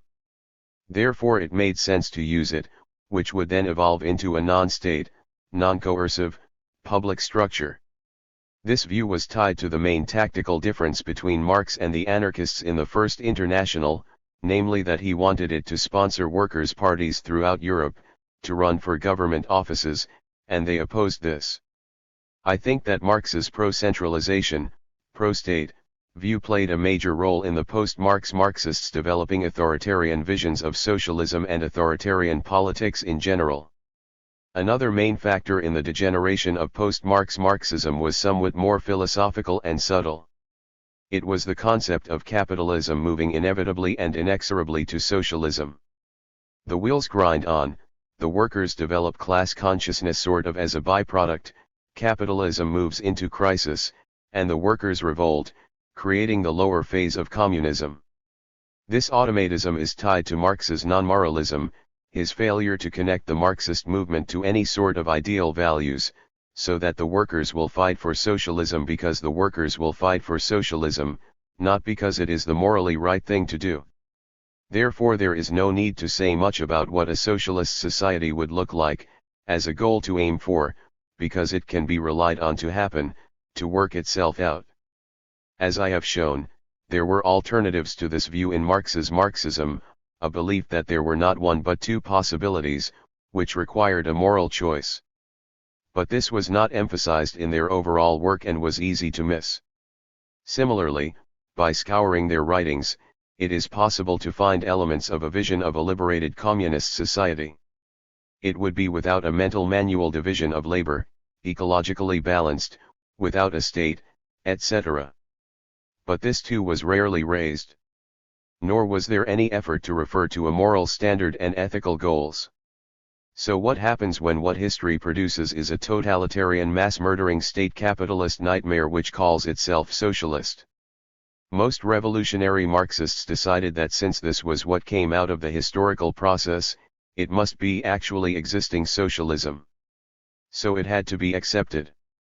The idea of comparing it to a vision of a free association of cooperating individuals did not come up. For most Marxists, there was no such vision. Marx presented his thinking as an integral whole. Marxism included the critique of political economy. It included a broader background method for studying society, historical materialism. It included a philosophical approach, dialectical materialism. It included practical political strategies, building workers' electoral parties, as well as labor unions. This was a total worldview, justified because it was going to be the worldview of a rising new class, the proletariat. It is because I cannot accept the totality of this worldview that I do not regard myself as a Marxist. As it turned out, Marxism, or something calling itself Marxism, did become the ideology of a rising new class. All right, the state capitalist collective bureaucracy. Within the growing managerial and bureaucratic layer of capitalism, a section became radicalized, rejecting rule by the traditional bourgeoisie. Instead they saw themselves as the new rulers. For them, a variety of Marxism became a justifying ideology and a guide to power. In the communist countries, Marxism became a rationalization for keeping power. This development had been predicted by Bakunin and Kropotkin. I do not at all deny the sincerity of Marx and Engels' libertarian democratic, humanistic, and proletarian views. This was, and remains, a real and valuable aspect of Marx and Engels' Marxism. But throughout history class society had corrupted movements for liberation, turning them into tools of elites striving to replace the old rulers with themselves, using the people as a battering ram against the old rulers. Given the low level of productivity, it had to be so. But now it is possible to win real human liberation. There is a technology which could provide plenty for all, but which threatens total destruction if not taken out of the hands of the ruling class. And there is an international, socialized, working class which is capable, potentially, of really achieving an unalienated society. But the old pressures are still there. Whatever makes a movement vulnerable to becoming elitist, authoritarian, and undemocratic, weakens the revolutionary libertarian aspects of the movement. So it has proved with Marxism, despite its contributions. Then even the genuinely liberatory aspects of the theory, including its scientific critique of political economy, can be misused by the new elite. The bureaucrats used even the truly democratic libertarian aspects of Marxism to cover up the reality of state capitalist tyranny. Marxism served as a distraction and a rationalization. Libertarian Marxism. There is a range of people who accept Marx's views and generally agree with his strategy of international proletarian revolution, but who also are anti-statist and close to anarchism in several ways. They are referred to as libertarian Marxists or autonomist Marxists or left communists or libertarian communists. They reject both Leninism and social democracy. These groups include the Council Communists, the Johnson Forest Tendency, Italian Workerists, Autonomes, Early Socialisme ou Barbari, the British Solidarity Group, and others. I do not have the time or space to examine these trends closely here. Their main virtue, to me, should be clear, that they use Marx's critique of political economy while rejecting statist interpretations. On the other hand, while remaining Marxists they fail to analyze sufficiently how Marxism developed such totalitarian trends. They lack a critique of Marxism. Some are, in a way, Leninists. Others are not, but still hold to centralising or to non-moralising determinism. Some are close to the Bourdieuist trend, which was far left but also centralising and opposed to democracy. At the same time, many such autonomous Marxists make the same mistakes as many anarchists. They often oppose building specific organizations of like-minded revolutionaries to participate in broader groupings. Many oppose participating in labor unions, national liberation struggles, or any type of united fronts, on principle. That these are problematic politics are, obviously, my opinions. Many anarchists agree with such politics. Today many, perhaps most, radicals who regard themselves as anarchists do not accept a revolutionary proletarian strategy. They believe in gradually and peacefully building up counter-institutions which will eventually replace the state and capitalism, essentially the old strategy of Proudhon. It is disappointing to me that even many who identify with the autonomous trend in Marxism similarly have come to reject proletarian revolution. Certainly not all, but many have replaced the working class with the concept of the multitude, or they water down the proletariat to include almost everyone. They reject revolution in favor of somehow withdrawing from capitalism, a strategy they call exodus. Whatever the faults and limitations of Marx and Engels, Bakunin, and Kropotkin, they were correct in advocating working-class revolution. Despite their disagreements and their flaws, we stand on their shoulders. We build on their work. Workers' revolution is the only road to a classless, stateless, non-oppressive society, democratic and cooperative, of freely associated individuals, in which the free development of each is the precondition for the free development of all.